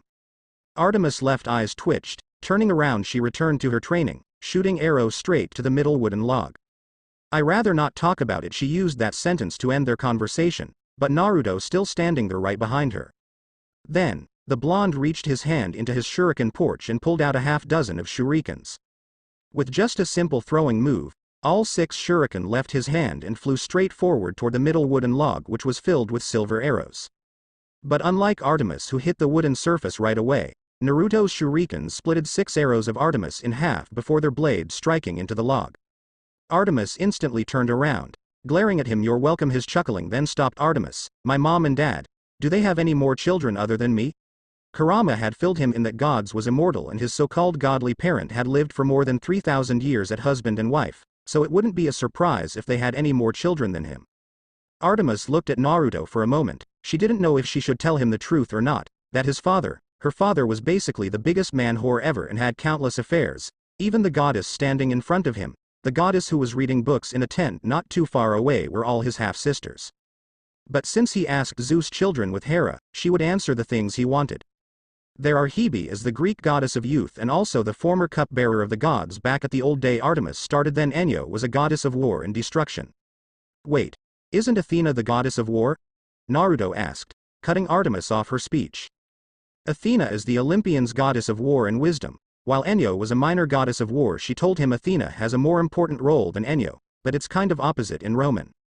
She wanted to pull out the knife and gut Naruto right there for making that totally confused face. Imagine your leader Tsunade and your shinobi council. So why didn't you just say so? Artemis nearly face-palmed. It seemed that she had figured out his problem. This Whisker Cheeks idiot wasn't as stupid as she thought, quite opposite actually. It just that he was relatively naive, simple, and slow to understand principle or situations, often requiring an oversimplified analogy in order to grasp what was being explained to him. In short, to Artemis, a simple-minded idiot boy. Please continue. Okay then, next is Enyo, the goddess of war and destruction. Can't say I will get along with her if we ever met, so the boy wasn't like war, Artemis mused. Fair enough, since he already went through a war himself. The goddess of the moob already figured it out what he was going to say when she mentions Ares. Elethea, the goddess of childbirth, Artemis continued, and then Hephaestus, the Olympians' god of forges, fire, technology, craftsmen, sculptors, volcanoes, and blacksmiths. Wow. That is a lot. Some of us Olympians have more than one domains. Like me, other than the goddess of the hunt and moon, I am also the goddess of the chastity, animals, and the wilderness. Okay, alright. Is there anyone else? Yes, Ares, Artemis said that with a very distasteful tone, making Naruto raised an eyebrow at her Olympian's god of war. That's it. Yes, your eldest brother is mortal's least favorite. Naruto nodded. Unlike Athena, who is the goddess of wisdom, making her somewhat a goddess of war, of justice, your brother is the complete warmonger, battle maniac, and bloodthirsty, typical man. Damn, Naruto scratched the back of his head. Why do I have a feeling that he is going to challenge me for a fight? Probably, was all Artemis said before returning to what she was doing. He got a big family, was all Naruto thought in his head. He got a big family waiting for him at this place, Olympus. While most of them might not as pretty as he thought, like Ares or Enyo, they are his family, the family he always wished for when he was young. Then suddenly, after 30 minutes of neither party said any words to each other and focused on their morning workouts, Naruto's stomach suddenly grumbled like thunder, earning the attention of Artemis, who looked at him as if she was looking at a strange creature. Hee. Sorry about that, Naruto laughed sheepishly. You're never stop to amaze me, Artemis sighed, shaking her head. Just when I thought you're done showing yourself, once again you come back and show a new side of you. Guess it is because I am awesome, right? He grinned brightly, which really reminded her of Apollo's upbeat attitude. Hopefully he would never turn out like her childish brother. His stomach rumbled once again. Ah. I have enough of your hungry s. She snapped her finger, and in a flash of light, a set of picnic table and chair appeared from thin air beside Naruto. Surprise him. Wow. How can you do that? Godly power, Artemis replied shortly. Now sit down and I will find you something to eat. Do you know how to cook? Naruto asked, sat down while looking at Artemis in surprise. What do you really mean when you ask that question? Artemis asked, glaring at Naruto slightly, who just laughed sheepishly. Of course I know how to cook, but some boy like you don't deserve to taste my cooking, let alone eat it. She said that with a smirk. Well, then how? But Naruto was silenced for the second time because Artemis clicked her fingers once again and foods suddenly filled the entire table, various kinds of foods, some Naruto never tasted or even saw in his life. Consider this an apology for how I acted yesterday, said Artemis, sat down the chair opposite from Naruto. I attacked you for something nonsense and my behavior was like of an immature little girl. Well, you're a little girl, right? I mean, you can continue. Naruto was about to tell a joke, but stopped himself because Artemis looked up and glared at him like he wanted to eat him alive or put an arrow through his head. As I was saying before being rudely interrupted, Artemis said, voice full of sarcasm, please consider this simple breakfast at the redemption for my actions. It wasn't like I was holding something against you.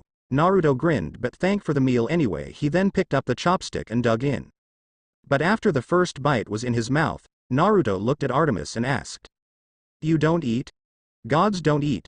We live from the mortal's faith in our domains. Artemis then summoned a bowl of small cubes and put a piece in her mouth. But we can eat this. Ambrosia, the food eaten by gods, or drink this. Nectar, the drink consumed by the gods. She then summoned a cup filled with strange color liquor inside. Can I have some? He asked, wondering how the food and drink of gods taste like.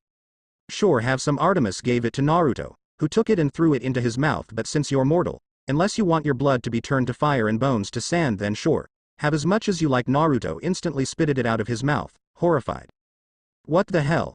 He screamed in Japanese, and even though Artemis couldn't understand, he knew he was cursing and couldn't help but laugh. Naruto looked at the laughing little girl, pouting before turning down and returned to the normal foods. Right about the time I thought you're nice enough, he said, putting the food into his mouth. Hey Artemis. What? Can you summon ramen? Why is that food? It unhealthy and... Please, it's my favorite food, he begged with hand in front of him. If he still had his right hand, then his hands would clap together to me. It's the food of the gods, not that. Dangerous cookies. He pointed to the bowl of ambrosia, which Artemis was pouring the nectar inside, and ate it from a spoon. Okay, go on. Artemis groaned and summoned the food he wanted. Itadakimasu, he shouted and dug in, not even 10 seconds later. Done. Can I have some more? He asked, grinning brightly, and put the bowl down, much to the shock of the goddess of the hunt. What in the Hades? What is wrong with you? She asked before shaking her head with her hands massaging her forehead. Forget that. Here, just eat. She replaced the entire table with bowl and bowl of ramen, making Naruto grin. Thank you. The rest of Naruto's breakfast ended in just 10 minutes, as he finished 10 bowls of ramen in just a few seconds really surprised Artemis. Artemis had never seen a boy like him before, who had proved to her that he was much more than he appeared to be. Sure, he was simple-minded, disrespectful and sometimes full of himself, but he had amazing skills in fighting and a very great mind for strategy, as Athena had commented it when they watched Naruto and his friend fought against Kagaya. She hated to admit it, but she would have to fight her hardest if she wanted to keep up with a Naruto who only fought with just one arm, who easily defeat her yesterday and actually show enough skills with just that to defeat her 3,000 years of experience. Or maybe she was blinded with anger and he defeated her easily using that at his advantage. That must be it, Artemis mused to herself. It was her anger that clouded her judgment and made her to lose to him. He fought on the equal ground against a primordial being, remember? Artemis shivered. She could hear those words from the deepest part of her mind. Even ninja of this village was able to keep up with Zoe and could kill her in a close combat battle by the time her arrows ran out yesterday. She now knew why the older gods and goddesses never told them about this world. Hey Artemis. Artemis. Naruto suddenly spoke up, clicking his fingers in front of her face to draw the goddess of the moon back to the ground. Her mind probably like the moon going somewhere above the sky, he mused. Oh sorry. What do you want to say again? She blinked and looked at him. I want your help today, Artemis. He said I want to find out the truth about Sarutobi Oji-chan's lie about me to my parent. But wasn't he already dead? Artemis crossed her arms on her chest. Sure, gods like us can go to the underworld if the owner allow, but your world's world of afterlife is very different than ours. There is no guarantee that we can enter it the same way. I don't need you to take me to the underworld, hell or heaven, whatever it is. He shook his head. But I heard from Kurama that you have the ability to track one down even if they are halfway around the world. I want you to help me find this man, Orochimaru, and he is the key to all my questions. Find another man. This mission can't get worse. Artemis wanted to slap herself. All right, I will help you. But as soon as you got your answer you will come with us, all right? If that satisfy me. Naruto nodded. Line break. It's nice to see you two so friendly this morning. What happened? The goddess of wisdom asked Artemis, sitting down the picnic table, the same spot Naruto had been sitting a few hours ago to talk to her half-sister. The blonde shinobi was standing in the water while punching and kicking his feet around, trying to get used to fight with his left arm since now he had to fight with just one hand for some time. We started off in the wrong foot. Artemis nodded. But at least he didn't do anything wrong yet, at least until now. So you two talk? Athena asked before bringing out a book. Just yesterday, the two was head-to-head against each other and Naruto had absolute problem with the opposite gender after all. And treat him breakfast, as an apology for action tomorrow. Did he talk anything about coming with us? Yes, but he needs to find out the truth about him being here without his parent knowing. He need me to help him find this man. Name Orochimaru. Athena raised an eyebrow at this. Something about this man could help him talk to Hiruzen. Well, Shinobi has plenty ninjutsu and powers that we still don't know anything about. Artemis couldn't help but agree. You two talk? Can we just talk about something else? 7 o'clock. The two goddesses and Huntress stood in front of the main gate of Konoha behind Team 7, the same team of mortal that fought against a woman who was as strong as the primordial gods. Naruto and Sasuke had told Tsunade about the idea of finding Orochimaru to search for the information he wanted, and since Sakura was there as well, Naruto couldn't help but ask the last member of Team 7 to go with them to make their team a whole again in this mission. Tsunade-sama is nearly done with the prosthetic hands make from Hashirama-sama's cells. Sakura told her teammate, I guess when we come back after this mission you two will have your hands back. Great. Naruto grinned. At least he wouldn't have to learn to do the simplest kind of things with just one hand for the rest of his life. Like fighting with both arms were better than with just one. I don't think I can receive it anytime soon. Sasuke suddenly spoke up. What do you mean? Sakura asked while Naruto remained silent. He knew his friend would bring up this subject and told it to Sakura. I need to see it for myself. How the world looks, Sasuke told her. What? Sakura shuddered, looking down. Artemis' eyes twitched a little. Did that girl in love with that black hair boy? In her opinion, that was the worst possibility that could happen to any girls, no matter what worlds they were. Sakura was a strong young woman. The fight with Kagaya clearly showed that and would be a fine addition to her hunt. Maybe she could ask the young pink-hair lady to join her hunt after this, since it looked like the black-haired boy was going to leave her. Before Sakura can say anything further, Kakashi Hatake appeared with his hands in his pocket. So, The team is all here, Kakashi said with his usual tone. He greeted Team 7 with an eye smile before turning to the goddesses and Huntress. It's my pleasure to see two goddess in person. I am Kakashi Hatake and the Rokudame Hokage of this village. He then added I was also the sensei of Team 7. Kakashi sensei, Naruto gasped in surprise. What are you doing here? I thought you're... Now don't worry. The masked man smiled. When I heard that you three are about to head out to find Orochimaru, I couldn't help but come here as soon as I can. As soon as you can? Naruto asked, slightly smirking. So, there is no black cat on the street and helping old lady this time? It was 2 hours ago that I walked out of the Hokage's office. Naruto and Sakura groaned while Sasuke just sighed. Relax, I am just kidding. Great, Team 7 are all here for our last mission. Naruto grinned brightly before turning to the immortal group behind him. I think it's time to go, ladies. He spoke in English. Okay. But first, Artemis walked to the group. Can anyone tell me how is this Orochimaru looks like? Snake face. Evil eyes. Naruto described very simple, really pale skin. Look like someone already dead. Those who can speak English looked at him. What? It's the truth. Kakashi, do you have a picture of Orochimaru or anything that can show Artemis about him?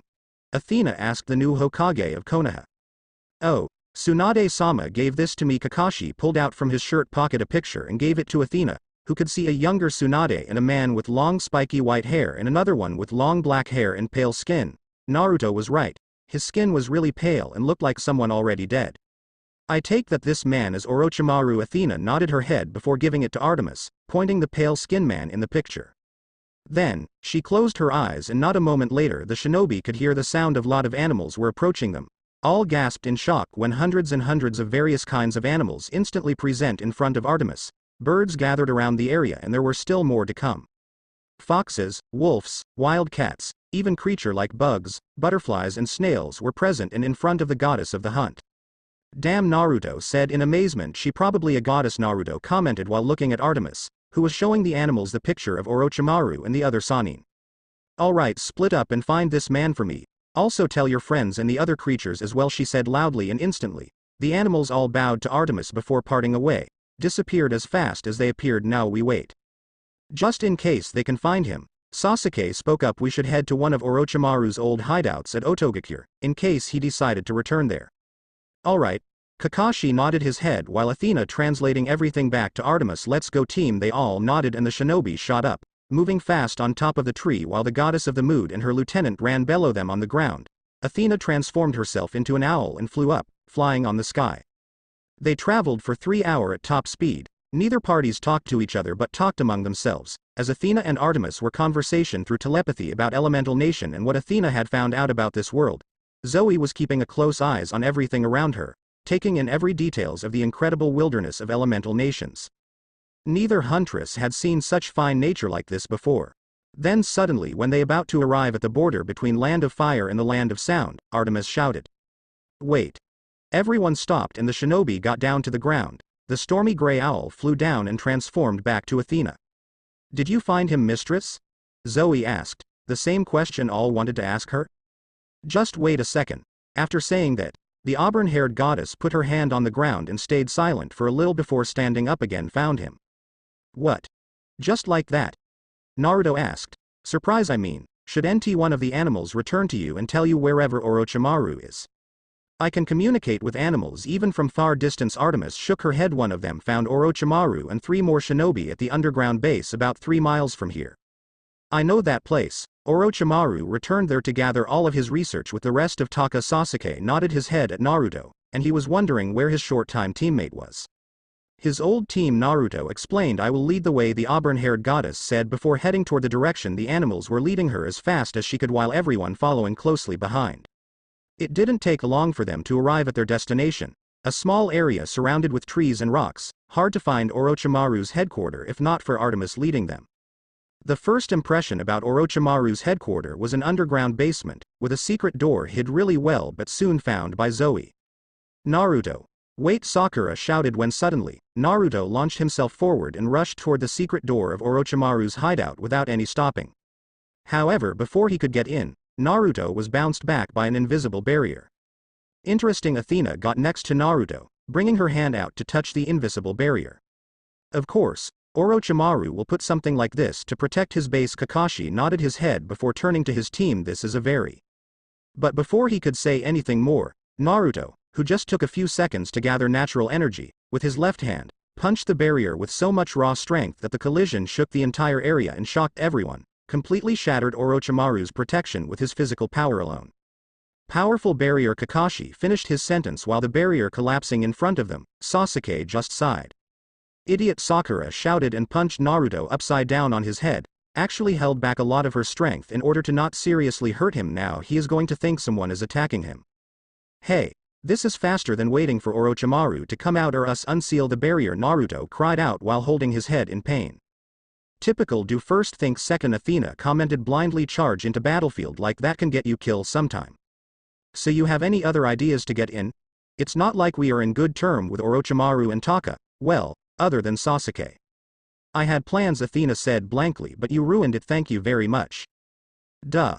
A guy is trying to find the truth here. Athena only shook her head and followed the other inside, with Naruto opened the door for all of them. Naruto. Kakashi was the last one, standing at the door and looked at Naruto. Can I have a few words with you? Of course, sensei, he nodded. I know that you're very worried about the upcoming meeting with the Sandaime. The Rokudaime Hokage said, but you need to calm down. Losing your cool and risking everyone's life like that is not you at all. Sensei. Artemis-sama said. Orochimaru inside. A goddess said. Orochimaru is inside this place. Then mean he is in here. Kakashi gave him an eyes smile. He is not going anywhere and more friendly than before. I believe that he will help you summon Sandaime-sama. Sa takes a deep breath and calmed down with that. Kakashi walked inside, leaving Naruto with himself outside of the underground basement. The blonde sighed. He should act like that. Kakashi was right. He needed to calm down and think more carefully about the situation. He had to make sure he was calm and clear-minded when talking with the man who currently the reason for his childhood without his family. Taking a deep breath, Naruto walked in, when Naruto were 3 steps inside. Sasuke-kun. A squeak could be heard and a girl with red hair and glasses launched herself forward toward Sasuke, who had foreseen it and replaced himself with Sakura.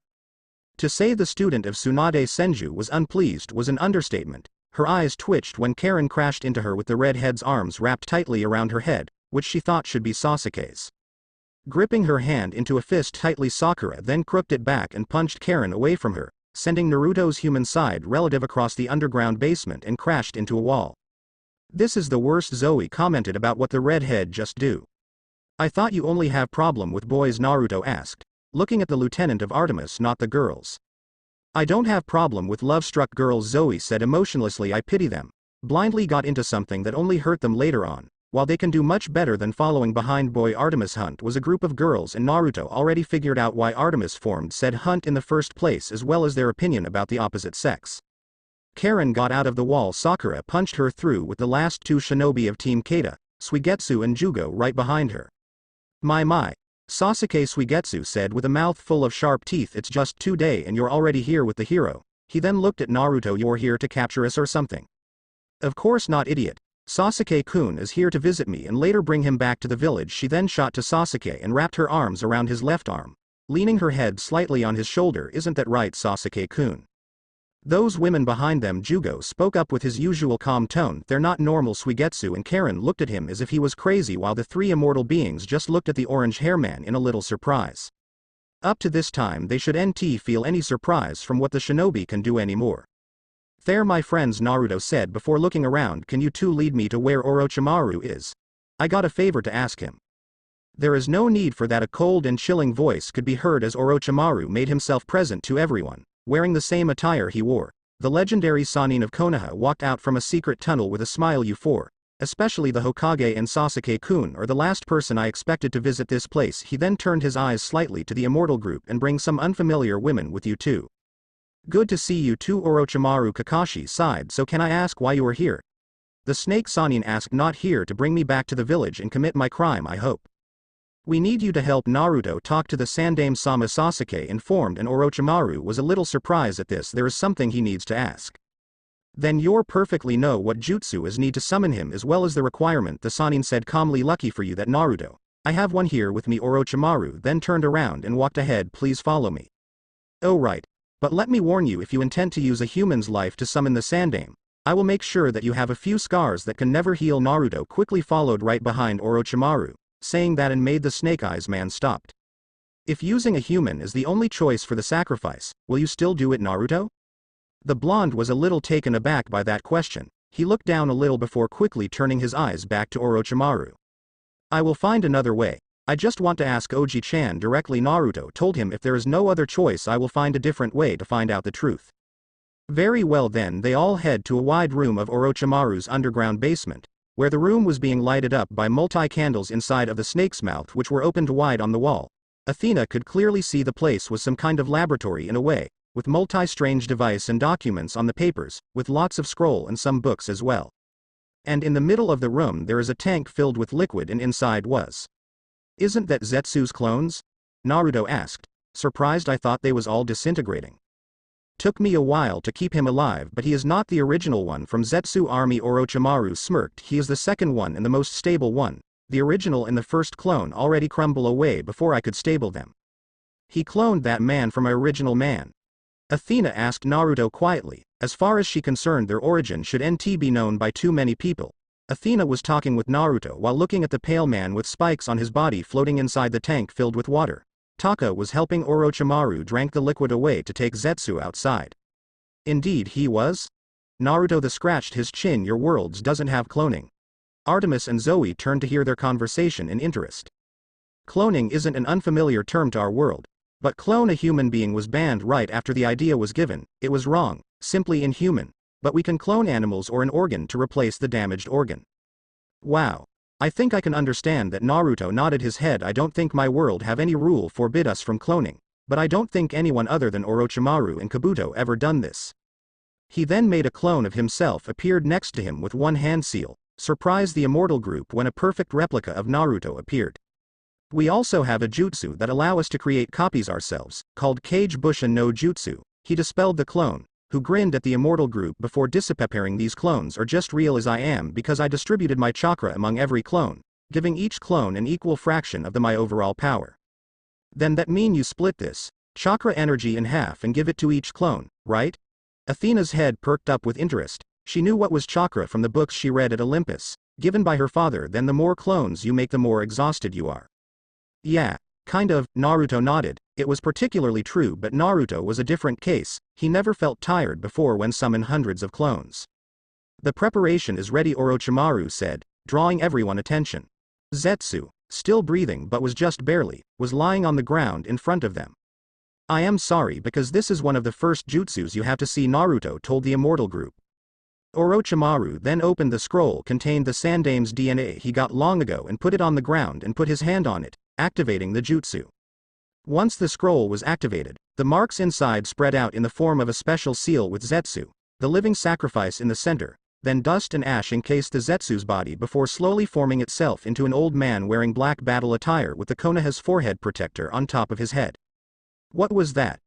Artemis asked. Did he just summon the dead people? Naruto said in order to make this technique work he needs an DNA sample and a sacrifice. A vessel for the soul of the person he wants to reincarnate. Now Athena and the other immortal understood why Naruto was so against the idea of using a human's being. To them, Zetsu was nothing but human and the goddesses couldn't feel any human from them.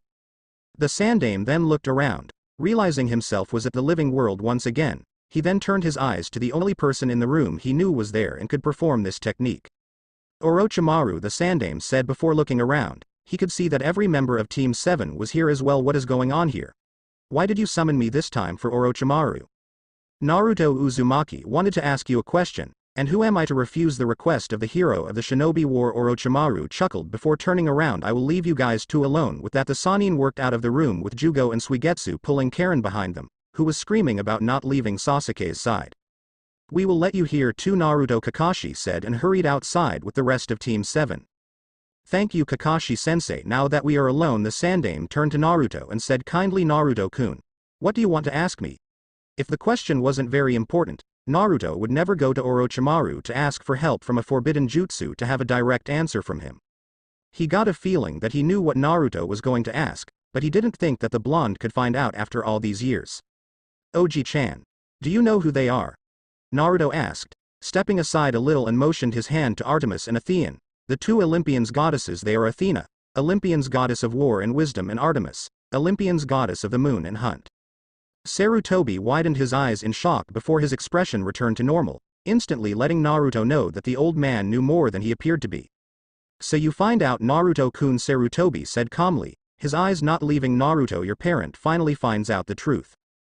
But why, Ji-chan? Naruto asked. He could barely believe all of that was true. Why did you not give me to my parent when they came back to find me? Naruto-kun. Not just because you're the son of Minato Namikaze and Kushina Uzumaki. You're also the son of Zeus and Hera, the royal couple of Mount Olympus. The gods' realm. Naruto stayed silent in order to let the Sandaime explain. The great Toad Sage had foretold that the child of the prophecy would be a student of Jiraiya that would bring a great revolution to the world of the ninja.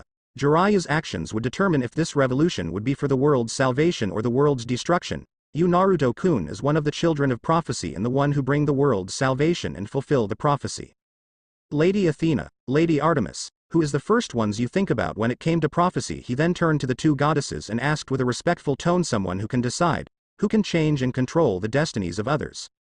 I would think about my brother Apollo, the god of prophecy, but Artemis then said, but if you're talking about someone who can control the destiny, then the fates. Athena nodded her head and Sarutobi also nodded. They came to me the same night Minato and Kushina died, releasing their godly counterpart from their body, Zeus and Athena. It was a dark night and Sarutobi never felt so scared before in his life. I am one of the only two people that know about Naruto-kun's parents' true origin. The other is Jiraiya. That night, 3 women appeared before me when I was about to bring Naruto-kun to his parent, knowing full well that they will come back for their son. They came and told me that no matter what happened I must not give Naruto-kun to his godly parent because by the time Naruto left this world, there will be no children of prophecy, and if there was no children of prophecy, this world by this time is done for. Sarutobi continued, sooner or later when Kagaya Otsutsuki is done with our world, she will head to the realm of the gods to take the position she thought was hers. Everything would end if you did not stay here, Naruto-kun. Was my life as just a simple game for someone to control? Naruto asked through gritted teeth. He still remembered Neji's words during their fight at the Chunin exam years ago, that fate could not be changed. He said he could change fate, and yet, all his life, what he do had been decided by 3 old women. They took the opportunity of having a family, what he desired the most, away from him just because some stupid prophecy. The fates should be able to affect your life, Naruto-kun, Sarutobi said with a sad eyes. Our world is completely separated from theirs. Each person can choose what they want to do in this world, but you're the son of 2 Olympians, human or god. You're still the son of them, 2 beings from that world. Zeus and Hera didn't know that they had gave birth to a perfect child who the fates can use to stop the end of the war. Naruto gritted his teeth even harder and slammed his fist on the wall, completely shattered that section under his strength. Fates, huh? Naruto snorted with anger. You 3, can you leave us alone? The immortal group knew better than argue with Naruto at the moment, so they quickly got out of the room and left Naruto alone with Sarutobi. What are you going to do now, Naruto-kun? The old Hokage said. Now? I am going to that world, he said before grinning evilly, not just because I want to meet my parent and seek for something I always wanted. I want to mess with fate. Truthfully, he wanted to beat them, since gods couldn't die, simply fade away for a few years or so before returning. It would be very simple to beat them until they couldn't get up from the ground. No, that would be too easy. He wanted to prove to them that his life wasn't for them to decide. He would piss them off first, do something that was out of original, he would mess with their domains. He would change every single future they decided to his liking. Unpredictable is in your name, brat. Kurama smirked, but not even gods dare to defy the fates like you. Are you sure you're ready to take this challenge? You know me, Kurama, Naruto said with a confident smile. I will show them I am more than capable of doing that. Ji-chan, Naruto looked at the Hokage. Thank you for telling me the truth. I think I know what I should do. I am sorry for not telling you, Naruto-kun, but as you can see, I died too soon before you can mature enough to handle the information, Sarutobi said sadly. Don't worry, Ji-chan, but Naruto-kun, if you decided to go to your parent world, I have a few words for you, he then said with serious tone. The world you are about to go to is a very complicated world. The gods held pride and powers that sometime they should be the people you think they should be. Even your parent Naruto, Zeus and Hera, while they could be one of the greatest people in this world at human, they was not the best kind of gods out there. Even the 2 goddesses waiting for you outside. Naruto nodded. Athena might appear to be a wise goddess. Artemis could be a very prideful goddess, but sometime they are not who you think. Just promise me that when you know the truth, you will handle wisely everything like the hero you were, who led the shinobi world to victory. I promise, Ji-chan. Oh, okay. Naruto scratched the back of his Pacific Ocean. Good. What about this one? Athena pointed to another area on the huge map she was using to teach Naruto about their world. Around them was multi-books and various kind of comics, which were all for children half of his age. Of course, Naruto couldn't depend on Kurama all the time, so he asked Athena to help him with English since she was the most friendly one among the immortal group. But it wasn't make her an easy teacher, quite opposite to say the least. Naruto totally forgot that this woman was the goddess of wisdom and his normal behavior wasn't tolerated by Athena in the slightest. This goddess made Iruka's strict teaching look like teaching children how to count from 1 to 10. But he learnt fast. Athena said that herself. Even the goddess of wisdom was surprised by this. Artemis, however, wasn't. What Athena was teaching was pretty simple, so of course the simple-minded idiot understood it pretty fast. It would soon change when they get to the complicate things. Speaking of whom, the huntress along with her lieutenant already went hunting at the forest outside of Konoha. In just a few hours after Naruto and his team returned to Konoha and told Tsunade about his upcoming leaving, the news somehow spread all over elemental nations like fire on hay. Of course, the information about Naruto's real parent and his true origin, as well as the immortal group with him right now, was kept at the S top secret information.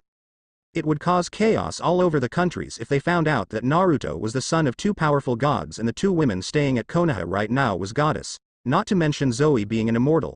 What the people of elemental nations knew was that he was about to leave for a very long time, going to the faraway lands that were even outside of the elemental nation, and became a wanderer like his late sensei. I heard that you dreamed to become this village's leader, the Hokage, right? Athena asked as she put the book down and asked Naruto. Yeah, to be Hokage, that's my dream. Naruto smiled slightly. At first I just want to be Hokage in order to have people acknowledge me. Grow up and I found it is more than just acknowledgement. True. Athena nodded her head. She of all people was too familiar with the word leader. You don't have to leave this village forever. With your father's power he can teleport you to this place whenever he wants. It's just that he can't come to this world due to the oath he made with the sticks long ago. Is the sticks that terrify? For us gods, we won't be affected by her curse, but the curse itself will go to our children, Athena explained. So if they broke that oath, bad fortune will get to you and that will be the last thing they want to do. Is that so? Naruto nodded his head and stood up. Hey, where are you going? We're still finished this yet? Athena tried to grab him, but the boy already got to the front door of his apartment. Hey, what is the big deal? I already have the clones study for me, he pointed out. Clones filled every single area of his apartment. With a book in each of their hands, his copies were helping him speeding up the language learning process. With the speed they were learning and the amount of clones Naruto summoned, he would more or less have the basic grab of the world he was going to come to. To say Athena was shocked was an understatement, because she'd never seen such useful technique before in her immortal life, both in daily learning and war strategies. Athena could read dozens of books per day and perfectly understand them, but the idea of Naruto with his clones could read hundreds, maybe thousands of books, depend on the amount of clones he summoned. Then at the end of the day all knowledge transfer back to him when the clones disappear, was truly terrifying. It wasn't like she didn't believe in this method of learning and she could teach the clones if she wanted to, but she preferred to teach the original, since everything gone to him anyway. Plus, teaching a whole class with the same face was a little bit creepy, even for a goddess like her. Naruto put on his jacket and opened the door, but the moment he opened it, Naruto-senpai, please don't leave. Please, our village needs you. You're our hero. Don't leave. Please give me your child first before departing. If you really have to go, please accept my gifts first. The hero of the elemental nation instantly slammed his door closed and used his back to block the door. There were a lot of people waiting outside of his apartment. Most of them were girls and young women, and some of them even had gifts in their hands, from foods to various kinds of gifts that he could think of. Well, don't let Artemis see that girls are swooning over you, Athena advised wisely while explaining a few details to a clone of Naruto. You don't have to tell me. He quickly escaped through the window and headed to the hospital, where Tsunade was waiting with his new hand. Line break. How do you feel, Naruto? Tsunade Senju asked as she held a small board with a pen in her hands, looking at Naruto, who just went through a surgery just fine.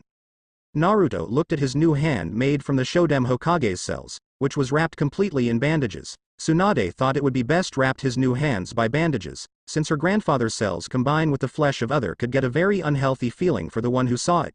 At least he didn't have the Shodem face poked out of his arms like Madara or Danzo. The blonde moved his index finger and saw that it reacted to him immediately. Naruto then turned his hand around and tightened his hand into a fist, gripping it tightly, and smirked. Well, Ba-chan, this is as good as my original one. He grinned at the former Godam Hokage. Good. But we still need to run some more tests on your arms, the blonde groaned, making Tsunade glared at him. Shut up, brat. This is for your own good. Yeah. What about Sasuke? He asked. If Tsunade had finished with his right arm, then she probably finished with Sasuke's left arm. Sakura is taking care of his hand. Naruto Wolf whistled before receiving a light swat on the head by Tsunade's clipboard. Naruto quickly gathered his things and got out of the hospital before the 53-years-old lady in disguise could grab him, heading toward Ichiraku Ramen to grab a hot and delicious meal. The surgery took him 3 hours in the morning. It could take longer, but since Tsunade was a professional, she made it way faster than normal medic Nin, so Naruto particularly very hungry right now. Thanks to Naruto's reputation, in just a few days after the world, Ichiraku's Ramen had become one of the most popular restaurant in the entire elemental nations. The place literally overwhelmed with customers 24 hours. What made him super glad was that the Naruto topping had become the most popular topping now, and every shinobi and kunoichi of Konoha came to eat a bowl of ramen before missions in hopes of getting success on mission like Naruto. Now just wait a minute. Ichiraku Tuchi even hired some of the shinobi team of the village to become the entrance guard for his restaurant, so it was the common sight to see some of the new graduated teams of Konoha standing in front of the entrance and stopped the massive crowds of costumers trying to get into the place. Please step in line, please. Maybe it wasn't a good decision for coming to a crowd place like this, remembering what happened this morning at his apartment, but Naruto was craving for an extra big bowl of ramen with ramen toppings, so he decided to take the risk. Stood at the end of the line with both of his hands in his pocket, Naruto waited patiently for his turn until "It's Naruto-senpai." He heard the shout and turned behind to see a young boy pointing at him with the brightest smile ever. Instantly those words reached everyone's ears and they turned around and soon got to see the familiar hero of elemental nations. Yeah. He chuckled nervously. That's me soon. Villagers surrounded around him and tried to ask him for his signatures, or even trying to convince him to not leave the village at this timing. Luckily for him, a certain teacher of Ninja Academy came in to rescue as he pulled Naruto out of the crowd by his collar, making everyone yelled out in disappointment. Sorry guys. Let me borrow him for a moment. Naruto turned around and a smile made it to his face when he saw one of his most favorite teachers, Iruka Amino, standing behind him with a smile on his face. Iruka-sensei. The blonde grinned widely. Let's come in, Naruto. My treat this time. This day couldn't get any better. A few minutes later, sitting at a table in the middle of the crowded ramen restaurant, Naruto and Iruka were eating their foods, which the former more or less gulping down bowl after bowl of extra big ramen served by the restaurant's waitresses. The blonde ate his food with a happy smile on his face, happy that he didn't have to worry about his Gamma-chan became thin because of him. So Naruto, when are you going to go? Iruka started the conversation, slowly eating his ramen. Well, after Sasuke go I will go too. Naruto nodded his head, putting the empty ramen bowl down and grabbed another one. He told me something about traveling the world to see how it works, so more or less we both will leave Konoha in a day or two. Iruka was one of a few people knew the truth behind Naruto's departure. Can't say that I am not sad when you are about to leave. The teacher smiled at him. Don't worry, Iruka-sensei. Athena said that I can visit Konoha from time to time if I can ask Pop help me with the transportation, he pointed out with a grin. Plus I don't think that world ramen is as good as Ichiraku. The brown-haired Chunin laughed at that. To say Naruto was glad when he found out the earth also had ramen was an understatement. Artemis or any gods could summon foods and really delicious at that, but he prefers handmade more than magical made like what the goddess did. I never got to say this to you, Naruto, but I thought it was just yesterday that you're still a genin and I treated you at the small ramen restaurant like usual, Iruka said, looking Naruto with soft eyes. But now you sit here, the hero of the fourth great shinobi war, adores by many and loved by all. I couldn't be more proud of my little brother. The teacher smiled and rubbed Naruto's head, making him grin. A few minutes later, Naruto and Iruka exited the ramen restaurant with the brown-haired Chunin's wallet literally broke, but he didn't have anything against it. The owner of the restaurant, Ichiraku Tuchi, wanted to treat his favorite costumer free ramen, but the both of them quickly shut down the ideas and paid for the meal. Iruka paid for the meal. Naruto ni-chan. Oi. The blonde turned his head and saw Konohamaru running toward him while waving his arm. Hey Iruka-sensei. Konohamaru? He asked in surprise before grinning. How are you? I am great. The grandson of the late Sandaime Hokage grinned before saying, hey, check this out. There is something I want to show you. Really? Yeah, he nodded before running ahead. Hurry, oi. Wait for me. Naruto quickly followed behind, not forgot to wave goodbye to Iruka. See you later, Iruka-sensei. The two of them got to Konohamaru's house and the genin led Naruto into a room looked like a storage room with a lot of stuffs and boxes and things that looked pretty old and untouched for a long time, though the place was well kept and tidy. I found this while cleaning the place. The smaller genin grabbed a big box and put it down to the ground. opened it and showed Naruto a grinning monkey wearing the Hokage's hat as well as the costume of the Sandaime Hokage. What is this anyway? He looked at it with curious eyes, glancing into the box and saw a lot of things inside 2 junks. It's not junks. Konohamaru shook his head. They are all remembrances of Oji-chan. Oh, Naruto nodded his head. So what is this stuff's all about? Ah, I think this is your mother's things. Naruto Ni-chan, his eyes widened in surprise. Oji-chan keeps all her things here. He then reached his hands into the box and pulled out a blue scarf with white stripes here. I think she made this for you. Naruto gently took the scarf from Konohamaru and held it in both hands. Mother, he whispered in English, she made this for him. Kushina Uzumaki, or better known as Hera, made this for him. You should keep them. This is your mother's belongings after all. Okay. Thank you. Konohamaru. Line break. Yash. Naruto-kun. The flame of youth within us is burning brighter than ever, so let's party until both of us can even walk anymore, Lee shouted energetically, with a voice full of power, youth, and put his hand on Naruto's shoulders, leaning against the blonde while holding a bottle of water in his hand. Hee hee. Alright, Naruto chuckled nervously, glad that guy had changed the bottle of sake with the bottle of water from Lee's hand, or else he would be screaming and using drunken fist to destroy the whole place. They were at the Ichiraku's ramen again, but this time the place was used to give Naruto the farewell party. He had tried to explain to Tsunade that he wasn't going to go forever and would visit the village from time to time. But the busty Hokage shook it off and forced him to go to the party against his will. All of Naruto's friends and close people were here, from the Rookie 12 and Team Guy to Konohamaru and his squad, with Ebisu sitting at the round table in the middle of the street, which had been closed at both sides in order to have enough spaces for the people invited to the party, laughing with each other. Guy and Kakashi and the teachers of each team with Iruka were talking with each other, with the former sitting on a wheelchair and still hadn't fully recovered yet but still came here, which Naruto very grateful about. Even the Cages were here, sitting at the table while talking with each other. The Sand siblings were having a hard time trying not to get sucked too much into the party, but he could see that Shikamaru and Tamari was pretty close with each other now.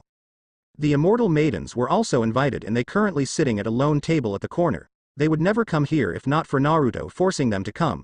With Athena was the first goddess since she was curious about the villages, and Artemis and Zoe had no choice but followed her as well, since Athena was the only one who could speak Japanese. Misunderstanding in language could cause unnecessary trouble. Here you go. Naruto, Ino and Sai approached him and gave the blonde a small box. A departing gift. This is from the both of us. Thank you, Ino. Sai. He nodded gratefully and opened his scroll to store the next departing gifts his friends gave him, which he had received all night. The party continued for the next 3 hours with a lot of things happened. Lee finally got his hand on sake, and the next things they knew, Guy's favorite student was dancing around while moving his body wildly in the drunken fist, destroying everything he caught sight of and sent anyone who tried to stop him flying until Artemis snapped her finger, turning him into a creature that resembled a rabbit and antelope horns, much to everyone's shock. But she did turn him back to normal after everyone secured him, to make sure he wouldn't destroy the restaurant if he is turned back to normal. Naruto sat opposite from Sasuke, who liked him already had a new hand. They talked about their own intention in the future, separating themselves from the wild party. However, when the party was about to end, Naruto caught sight of a young woman sitting at Team 8's table. Unlike everyone who had already drunk and laughing, she was having her head down and her eyes looked sad, hands gripping a small box tightly on her lap. Since the funeral, had never seen Hinata Hyuga look so sad like that. Excuse me, Sasuke, Sakura-chan. He stood up from their seat and walked toward Hinata's table. Where are? But Sasuke was stopped when Sakura put a finger on his lips. She was smiling while looking at Naruto. Naruto stood at Team 8's table for a moment. It seemed that Hinata still not realize he was standing behind her yet, so he spoke up. Hey Hinata, can I sit here? The girl's head snapped up and she turned around to look at him with wide eyes. Naruto-kun, she stuttered in surprise. Of course you can. And he did, sitting at the chair next to Hinata. They stayed silent for a moment as neither party decided to be the first one who start the conversation. Getting uncomfortable with the silence between them, Naruto decided to speak up first. So Hinata, Naruto-kun. However, Hinata also decided to break the silence as the two looked at each other for a moment. You once again, they said at the same time, but the light lavender eyes beauty quickly said. You go first, Naruto-kun. Oh, alright, he nodded. Why didn't you enjoy the party and sit here all alone? He asked, looking at her. I don't feel like partying tonight, she whispered. Naruto-kun. Yeah. Are you really going to leave? She asked quietly. Yeah, was all his reply. Don't know for how long, but I will make sure to ask my dad bring me back to visit you guys every chance I got. Even himself was unsure of that. Sorry Yuto-kun, but I need to go now. Hinata then suddenly stood up and ran away with the box held close to her chest. In just a moment Naruto could see a small glint of light from her eyes. It was tears. Dumbfounded Naruto sat there, questioned himself about what just happened, scratching the back of his head in confusion. His eyes stayed on Hinata. Sigh. Naruto turned around and saw Sasuke and Sakura standing behind him. You will never learn, do you? I'll learn what? Naruto asked with a slight forced smile. Follow her, dumbass. Sakura shouted and slammed her hand on the table, making it broke into pieces and made the foods and plates fell down to the ground. Naruto flinched and jumped out of his chair. Hi! He shouted, spinning around and went after Hinata as quick as he could. With his speed he quickly caught up to her, but Hinata already got into her house and closed the door behind her. Oi Hinata, he shouted, slamming his hands against the door rapidly. Please open the door. There was no answer. If you don't open the door I will break in. He was going to be in so much trouble with Hiashi after this, but then again, he wasn't going to stay in this village for long, so luckily he would escape the usual stoic Hyuga's wrath. And it was about time he test his new hand's ability to use ninjutsu. Bringing his hand back, Naruto summoned an orange Rasengan in his hand. It was a lot easier to do it with only one hand than before, and the blonde couldn't help but grin at that. I will count to 3. If you don't open it I will break in. Maybe this method was a bit extreme. 1, 2, 3. He thrust his hand forward. However, right at that moment the door opened, but the girl who opened it wasn't Hinata, but her sister Hanabi. Shit. He stopped midway and deactivated the jutsu before it could touch Hanabi. And Naruto-senpai. The girl looked up. What was that? Nothing. He hid his hand behind his back quickly while the other scratching the back of his head, laughing forcefully. Nothing at all, Hanabi-chan. I heard your voice, so I came to open the door, she explained. You want to come in? Ne-sama just returned home. Oh, alright. He walked in and followed behind Hanabi. Sorry for not coming to the farewell party, Naruto-senpai. Hanabi glanced at him and said apologetically. Don't worry about it. He shook his head and followed Hanabi until they were in front of Hinata's room. Ne-sama, Naruto-senpai is here to see you. She knocked the door slightly. Ne-sama. She is not inside, Naruto suddenly said. He could feel somebody else in this mansion other than Hanabi, but they wasn't in the room. I will go to her. You go to your room. Alright, Hanabi. Alright then. The young Hyuga waved slightly. Naruto got to the place appeared to be a garden of the Hyuga mansion, the place filled with plants and all the kinds of flowers he could think of. He could hear the faint sobbing sound and moved toward that direction as quickly yet gently as he could, knowing full well that Hinata was there and he didn't want her to run away again. True enough, the girl was having her head resting against her arms, with both of them put on her knees as she was sitting while leaning her back against a tree. The box was being held closely to her. Hey, Hinata-chan. Naruto kneed down next to her and said with a gentle tone, you alright? The dark blue hair Hyuga princess looked up and turned her eyes at Naruto, showing her beautiful lavender eyes, which were full of tears to Naruto. Looking at her now, the blonde felt like he was really an ass now. Then suddenly, Hinata threw herself into his chest, crying out loudly. Naruto was surprised by her sudden action, but his eyes then softened and gently brought his arms around her, hugging her tightly to his chest. It's okay now, I am here, he said gently running his hand through her hair. This is going to be a long night, he thought. Line break. This is for you, Naruto-kun, Hinata said with her head resting on his shoulder. The both of them was sitting close to each other while leaning their back against the tree. She handed him the small box, which Naruto took it with both of his hand. Thank you. Hinata-chan, he smiled. He had decided to wait until he got to the new world, but everything had its exceptions, so he would make one with Hinata's gift. He reached his hand inside and felt something very soft, like clothes or something like that. Naruto then grabbed a hold of it and pulled out. It was a long red scarf, and it looked very familiar. This is, you remember Naruto-kun? She asked quietly, closing her eyes. That is the scarf you wore many years ago, on a snowy day, when we were both preparing to enroll the academy. You came and saved me from a group of bullies. Memories returned to his mind. Now Naruto remembered that day and the scarf in his hand, though you failed and easily beaten, and your scarf trampled over by them. I asked you to keep it, right? Naruto asked, chuckling to himself. He was so weak back then since it was ruined. Yes, and you kept it till this day. He looked at the scarf. And you even knitted it back again. Yes. Naruto-kun, she whispered. Strange, in just a day and I got 2 scarf. He chuckled, pulled out from his pocket the green one of his mother, showing it to Hinata. My mother made this to me before, you know she died and returned to her world. Is that so? Hinata put her hand on the scarf and gently moved her hand on it. She could tell that the person who made it put a lot of effort into making the scarf, just like her when she knit Naruto's scarf. Thank for the gift again Hinata. He smiled at her. Thought it would be weird if I wear them both at once, so maybe he would change them to a regular basic. Naruto-kun, you said you will return. She then moved her head back slightly to look at him. Are you really mean it? Of course Hinata. I mean it. He nodded. No matter where I go, this place will always be my home. To me, there are a lot precious people here. Those that I consider my family: Sasuke, Sakura-chan, Kakashi-sensei, Ba-chan, Iruka-sensei, you. He looked up, leaning the back of his head against the tree. So of course I will be back. There is no way I can leave this place for long. Every weekend if I can help it. I am glad. Hinata smiled softly and leaned her head against his shoulder once again. The two of them stayed like that for the rest of the night, enjoying each other company. Line break. All set. All set. Naruto nodded his head, gathering the rest of the scrolls, which was containing his ninja's gears, weapons and of course the gifts everyone gave him, and put it into his backpack. He walked to the table and took the old picture of the Team 7 when they were just past Kakashi's bell test ad, put it into his bag, checking every drawers to make sure he didn't leave anything back. Naruto opened the last drawer and saw Sasuke's old head protector. Freezing for a moment, he then reached his hand out and grabbed the thing, put it into his pocket and threw the backpack on his shoulder after zipping the zipper up. Alright, let's go, Naruto said to Athena, who was standing by the door waiting for him. The two of them walked to the main gate of Konoha in silence. He was going to leave the village very soon in the morning, so there weren't many people currently on the street of Konoha. The two regrouped with Artemis and Zoe after the two of them had finished packing up their things, some of which were the fur of animals Artemis said could only be found at this world. When they got to the main gate, Naruto caught sight of his best friend, standing with his back leaning against the gate. Can't say I am not surprised to see you here, Sasuke, Naruto said with a slight grin. His hand reached into his pocket and grabbed Sasuke's forehead protector. I thought I would be the first person to say goodbye, the Uchiha said, but I guess I was wrong. He stepped forward and stood in front of Naruto. So I guess this is it, huh? Yeah. When I return to visit Konoha, Naruto said. I doubt that you will be here to greet me.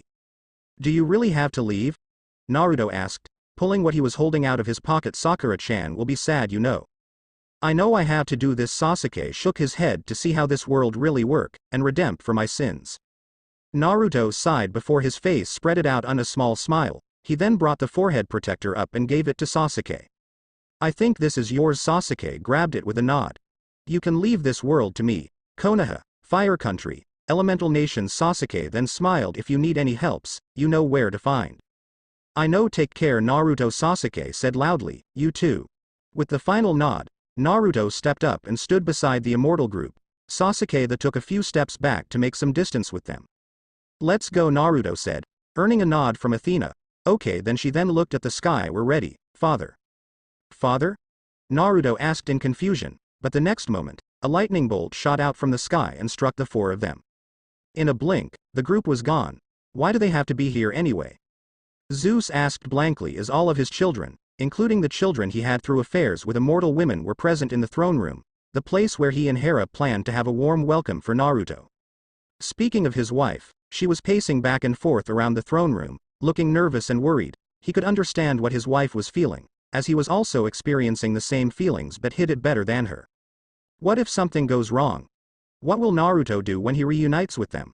What is he going to say to them? For all the years Naruto had to live alone without his family in the elemental nations? He knew that Hera was also having similar thoughts. While the parents were worrying about their son, the other Olympians however were having different thoughts about the incoming blonde. Damn man, Apollo was chatting merrily with Hermes with his usual shiny smile displayed for all to see. Much to their annoyance, I don't know what to say, but I think we're gonna have so much fun hanging out with Lil Fishcake, you know. I think it's about time we did our jobs as big bros and take our lil bros to a brothel. A 17-years-old hormonal teenager. Yeah, it's good to be young. The god of messengers nodded his head, and Naruto seems pretty fast too. I want to challenge him for a run. Already his sandals flapped their tiny wings rapidly while the Olympian god grinned. Dionysus, as usual, was reading a wine magazine and really not that interested in Naruto. Being here was just an excuse for him to get away from Camp Half-Blood as long as possible. Babysitting a bunch of disrespectful demigods could get boring in just a few hours after he received his punishment. Demeter was sitting beside the goddess of the hearth, Hestia, who was tending the main hearth. Aside from Zeus and Hera, Hestia was one of the only goddesses that really wanted to get to know Naruto as a family member, which wasn't a surprise since it was her main domain. Demeter, however, do you think that he loves cereal, sister? Demeter asked, clearly unaware of the blonde's love for a more unhealthy kind of food, even if ramen noodles were made of cereal. I don't know, sister. The kind goddess shook her head with an amused smile. At the far side of the throne room, sitting on their respective thrones, were the rest of the Olympians who were present in the Hall of the Gods. Hephaestus, I need you to fix these weapons up for me, Ares said loudly and dropped a magical bag full of weapons, from the traditional ones like swords, spears, shields to the more modern, heavy weapons like machine guns, explosives, RPGs. I need them in the best condition when little brother arrives, he said with a bloodthirsty grin. Why should I?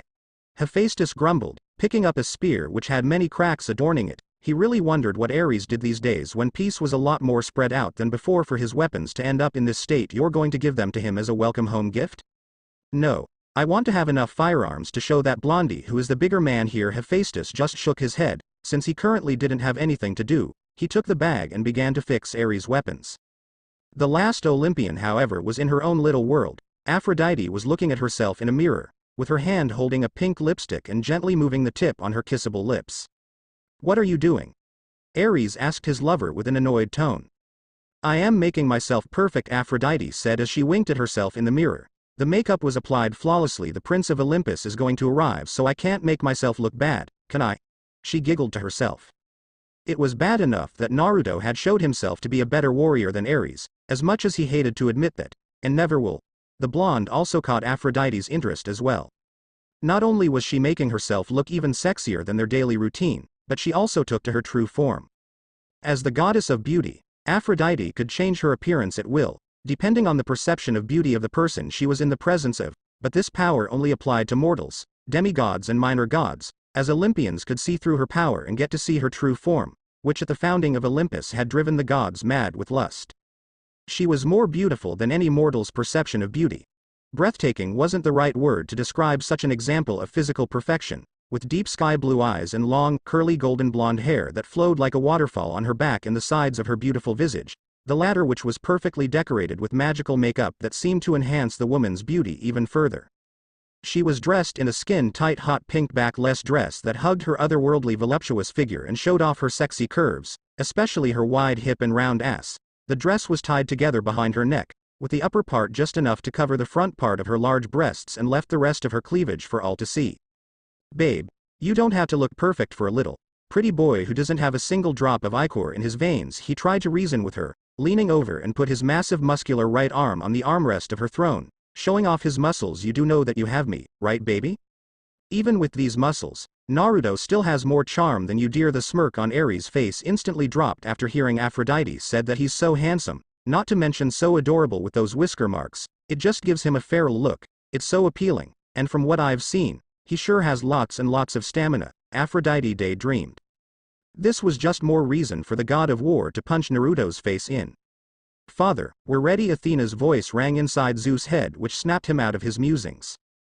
The master bolt instantly appeared in his hand and Zeus shot a massive bolt of lightning to the sky, making the other Olympians look at him in surprise before understanding what was about to happen.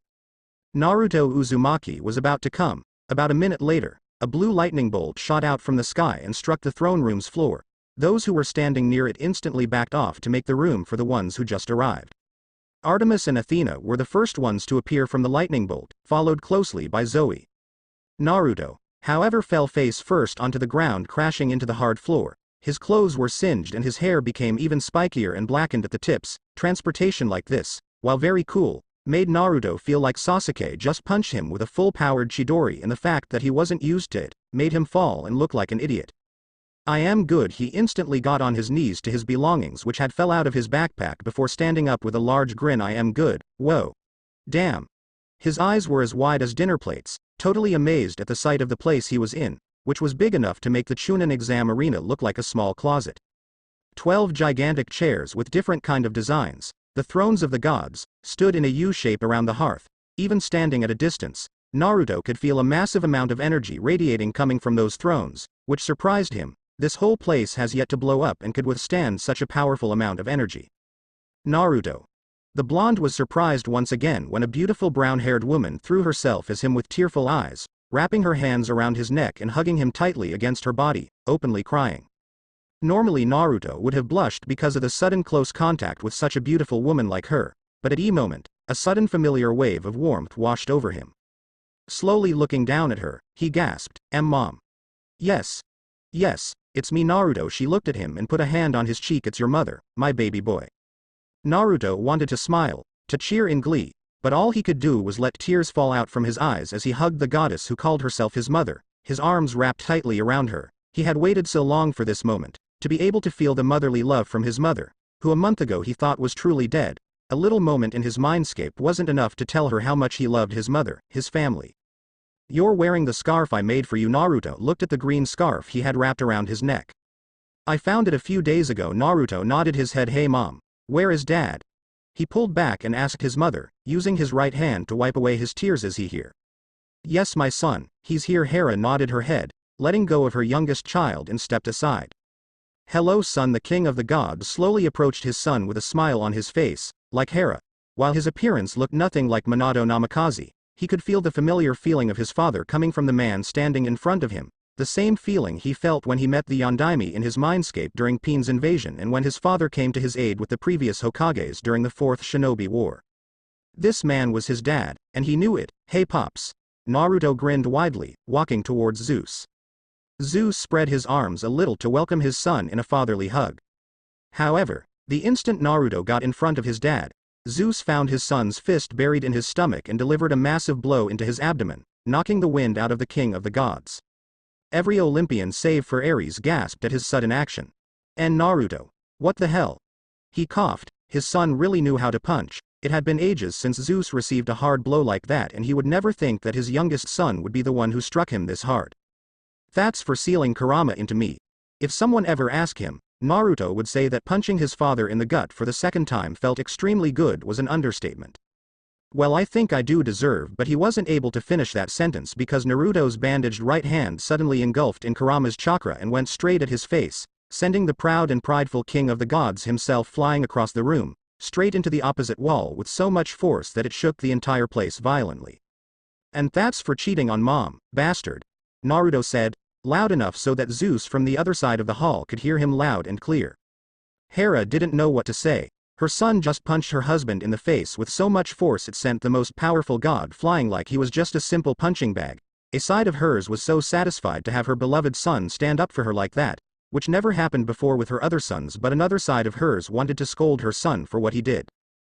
Damn, Apollo and Hermes said at once with dropped jaws, turning their eyes back and forth between Naruto and a stumped Zeus, who was wiping the ichor from the corner of his mouth and checking his slacked jaw, which appeared to be punched out of the place by his human child. Wow. Did you see that, Kurama?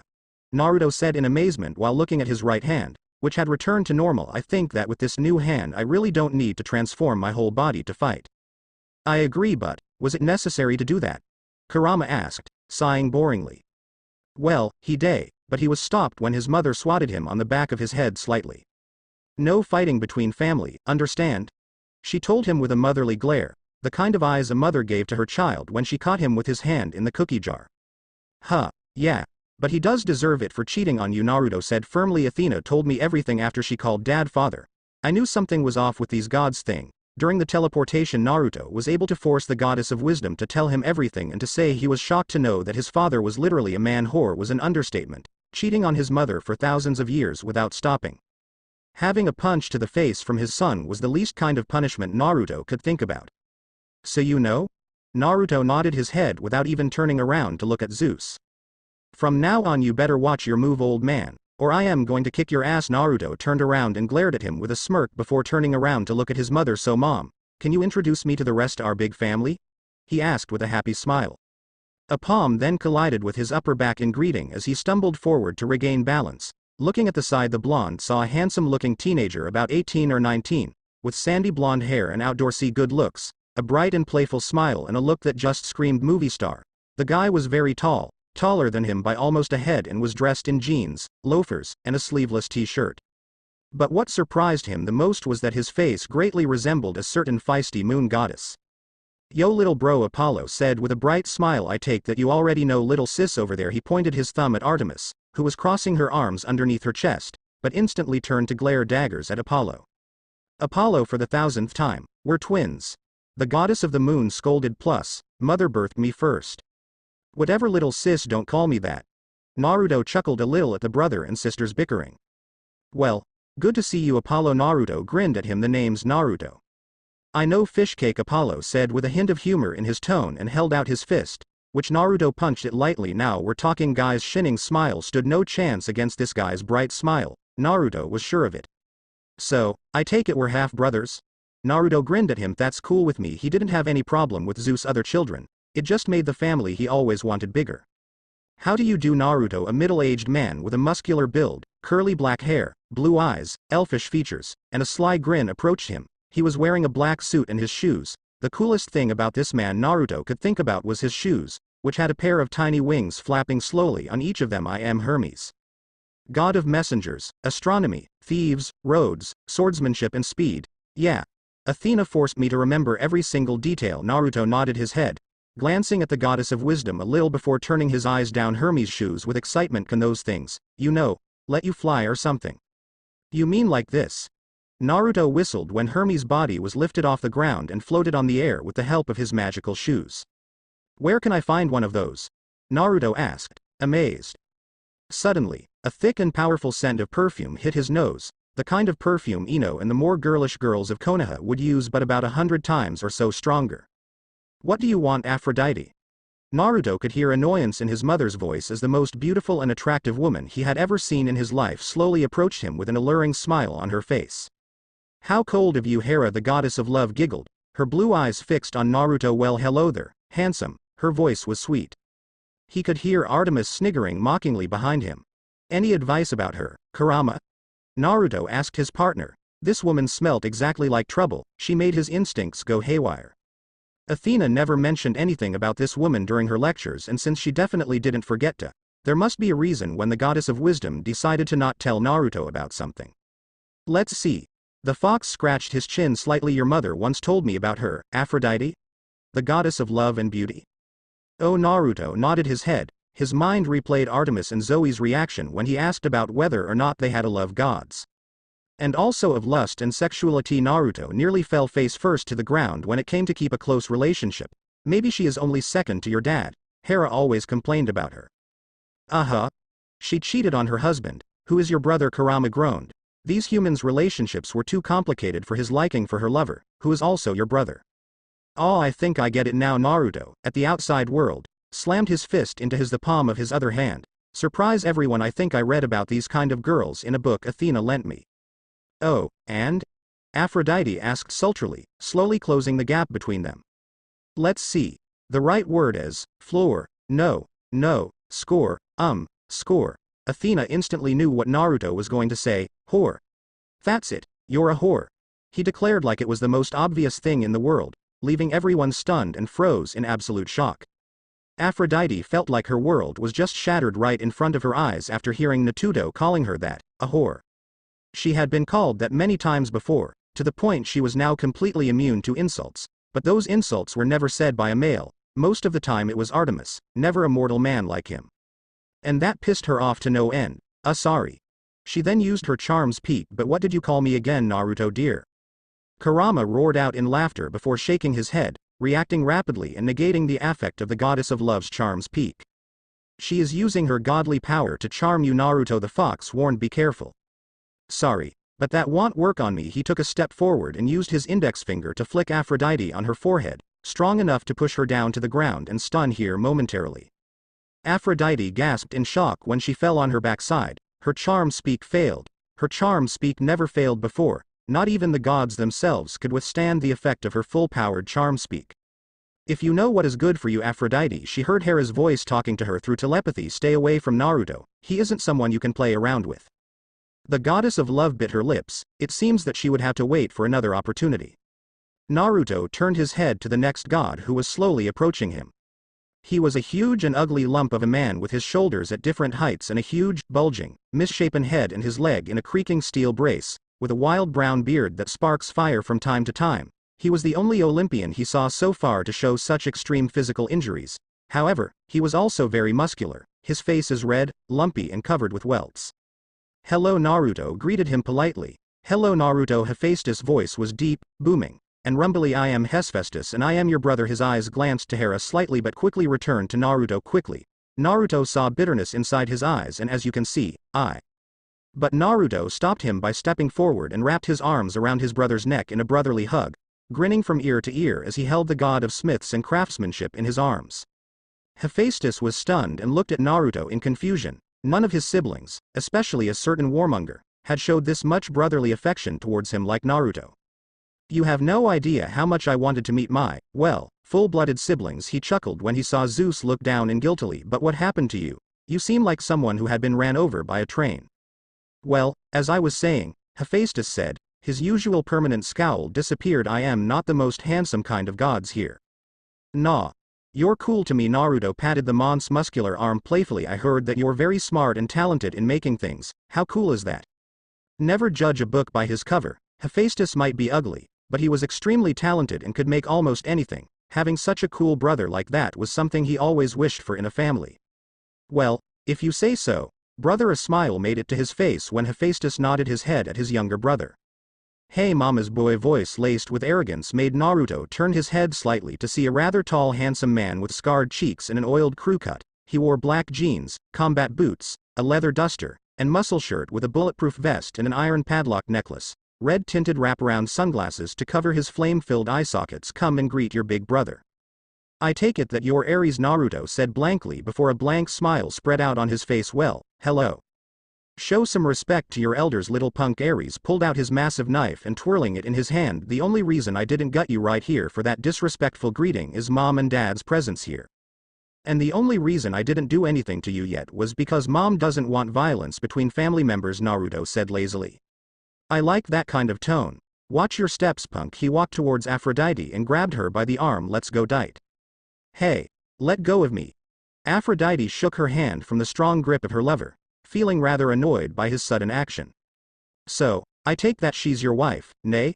He only had 2 older brothers and one of them was trying to pull the beautiful love goddess with him. It was not that hard to figure it out.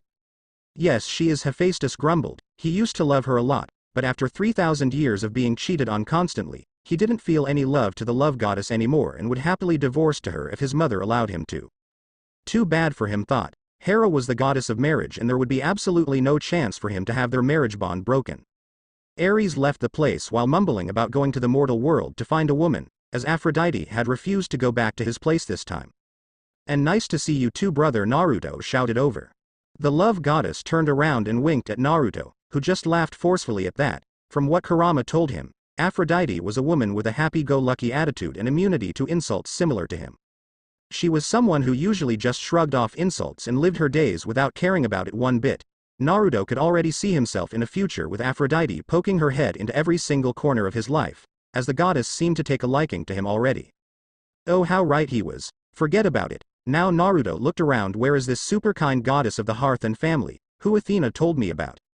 I think she was talking about me. Another goddess walked toward him gracefully from the hearth, followed closely by a woman with long blonde hair the color of ripe wheat, and wore a bright green dress with a dark cape, which gave her the appearance of a fresh plant breaking through fertile earth whenever she moved. She also wore a crown of woven corn leaves and adornments of poppies, and she had a scent of a rainstorm over a field of jasmine.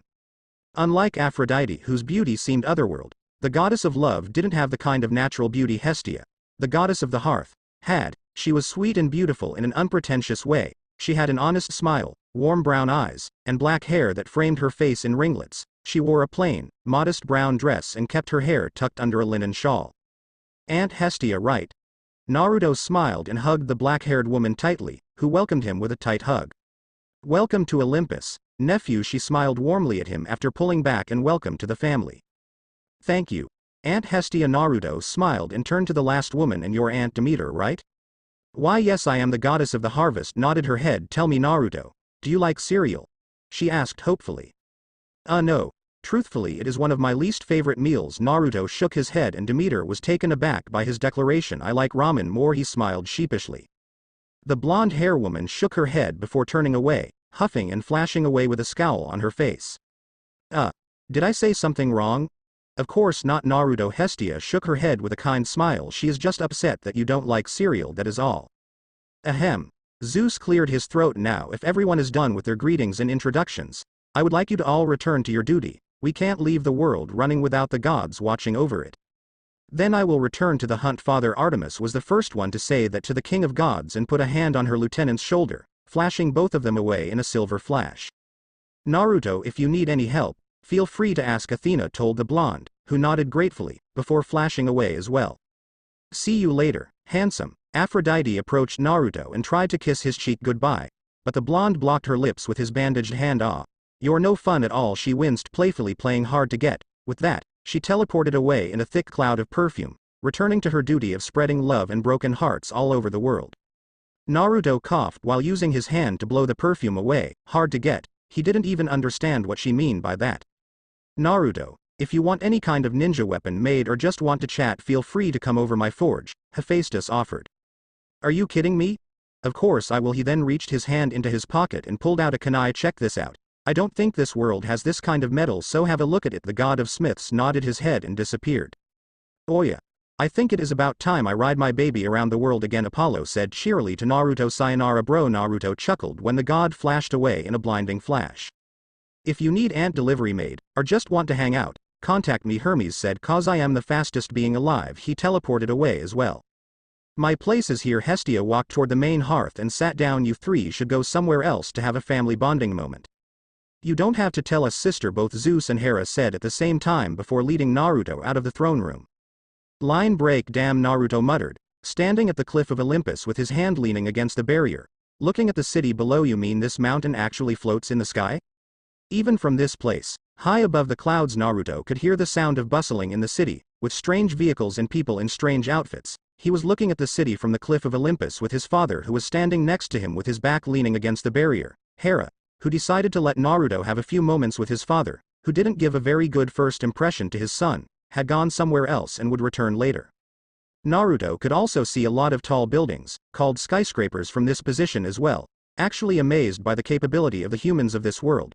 Maybe when he returned to visit Konoha he would bring the idea of making skyscrapers back with him to the elemental nations as well. Yes, Olympus is originally located on Mount Olympus in Greece. It has steadily moved over to the west, following the heart of Western civilization over the centuries. Zeus nodded his head. Instead of being located on a physical mountain, it is a metaphysical duplicate. This mountain does not connect with the ground and cannot be detected by mortals due to the mist. The two stood in silence for a moment before Naruto decided to speak up. Dad, can I ask you a question? Of course, my son. Why did you cheat on mom? Naruto asked. His voice remained as calm as possible. Was she not enough for you? I had nothing to say for my actions in the past, Naruto. Zeus shook his head. I fathered too many children with other women, Athena, Artemis, Apollo, Hermes. But you, Naruto the god turned to his son with a smile. You're my redemption to her. After everything I had done, Hera agreed to start everything over with me, not as immortals, but as two normal humans. He then chuckled. Well, not entirely normal, but we did start over. I came to love her again, more than ever. Zeus looked at Hera, who was running toward them with a basket in her hand. We got each other once again with the love of two mortals, unaffected by Aphrodite because we formed it in a different dimension. You're the result of that love. Alright, Dad. Naruto smiled at him. And you better keep it that way or else a punch won't be the only thing you will get from me. But for some reason, something was telling him there were more to this. Okay guys, Hera smiled at them, kneeling on a colorful picnic sheet in the basket next to her. Come here. Zeus looked at Hera in confusion while Naruto just grinned and sat down in front of his mother with his legs crossed. Come on, Dad. Come here, Naruto called him. I made some of your favorite ramen. Naruto. Hera reached her hand inside the basket and pulled out a few bowls of ramen, and since she already took out about a dozen of them, the basket must be a magical thing to be able to contain that many, and since I don't really know which ones you like the most, I made everything I can think of. Wow. This many, Mom? Naruto asked, picking up a bowl and took a sniff. And it smells good too. You made this yourself in such a short time? Of course I made them myself. Naruto looked at her. Okay. I did make them with the help of magic, but I didn't just summon them. Now eat up, Naruto. Hera smiled. Eat and tell us everything. Naruto opened the first bowl of ramen and took the chopsticks from his father, starting to eat while retelling his story at Elemental Nations. From the day he became a genin to the day Sasuke left the village, then Naruto and his friends nearly lost their life to the Yonin Shu. If not for the help of the Sand siblings and Lee, He retold his fight with Sasuke at the Valley of the End and his departure with Jiraiya for the 2.5 years training trip. Hera scowled a little when she heard the part where Jiraiya tried to make Naruto read his Icha Icha Paradise series while his father just laughed it off while shaking his head. Naruto used to think about what it felt like to have a family that you could return to, a real family where you could share the most important moments with them. And he finally understood that feeling. Later clang, clang. The sound of a hammer hitting hot metal could be heard all over the forge of Hephaestus. You work here? Naruto asked as he picked up a celestial bronze sword from the basket full of weapons made in the same metal. It was 9 o'clock in the morning, and after saying goodbye to his parents who returned to their duty after their unofficial picnic, he began to wander around Olympus, and Hephaestus Forge was the first place he visited. What is this metal anyway? Celestial bronze. The powerful metal used by the gods. Hephaestus explained it is mined by the Cyclops from Mount Olympus. The ore is shaped by tempering the metal in Mount Etna and cooling it in the river Lethe. I take that it's hard to make. Naruto swung the sword around. Try stabbing yourself. Hephaestus returned to his work. Because our parents gave birth to you in artificial mortal bodies, you're fully mortal, therefore it is useless against you. There wasn't a single drop of godly blood within Naruto, so the celestial bronze would pass through him harmlessly. Just like Hephaestus said, Naruto touched the sharp edge of the sword and he didn't feel anything at all. He could still feel the weight of this sword, and yet he didn't feel it cut him in the slightest. He then tried to do something more extreme. Putting his hand on the table, Naruto took out a celestial bronze knife and stabbed his hand with it. He waited for the pain, yet it never came. Cool. Naruto grinned before turning to Hephaestus. You need any help? He asked when the god thrust the weapon into water to cool it down. Don't worry, there is nothing I can't handle. Line break. What can I say? Hephaestus chuckled as he sat down on his chair, using a rag to wipe away his sweat. It wasn't every day that I have so many useful workers like this. He could use his machines, but it looked like Naruto and his clones worked more effectively. Clones could be seen everywhere around the large forge of Hephaestus, as they were doing everything they were assigned to, from sorting weapons to moving objects. With Naruto's superhuman strength, his clones made work look easier than usual. Clang. Careful, Hephaestus called out to the original, who was trying to make his very first weapon. You won't be able to get it into shape if you hit it too lightly. So I should hit it with more strength? Naruto grinned and went into sage mode, raising the hammer above his head. Fine. Then he slammed the hammer down the glowing hot sword. However, due to the strength he used behind that hammering was too great, it not only completely broke the incomplete sword in half, but also the table the anvil underneath used for crafting was sitting on as well. Damn kid! Hephaestus roared in laughter as Naruto looked at the hammer while scratching the back of his head, unsure what just happened. You really pack some serious strength there. Naruto chuckled and put the hammer down. It didn't take him long to realize that he wasn't good at crafting like his brother, but this was just the beginning of Naruto Uzumaki's new adventure in this new world. Thanks for watching.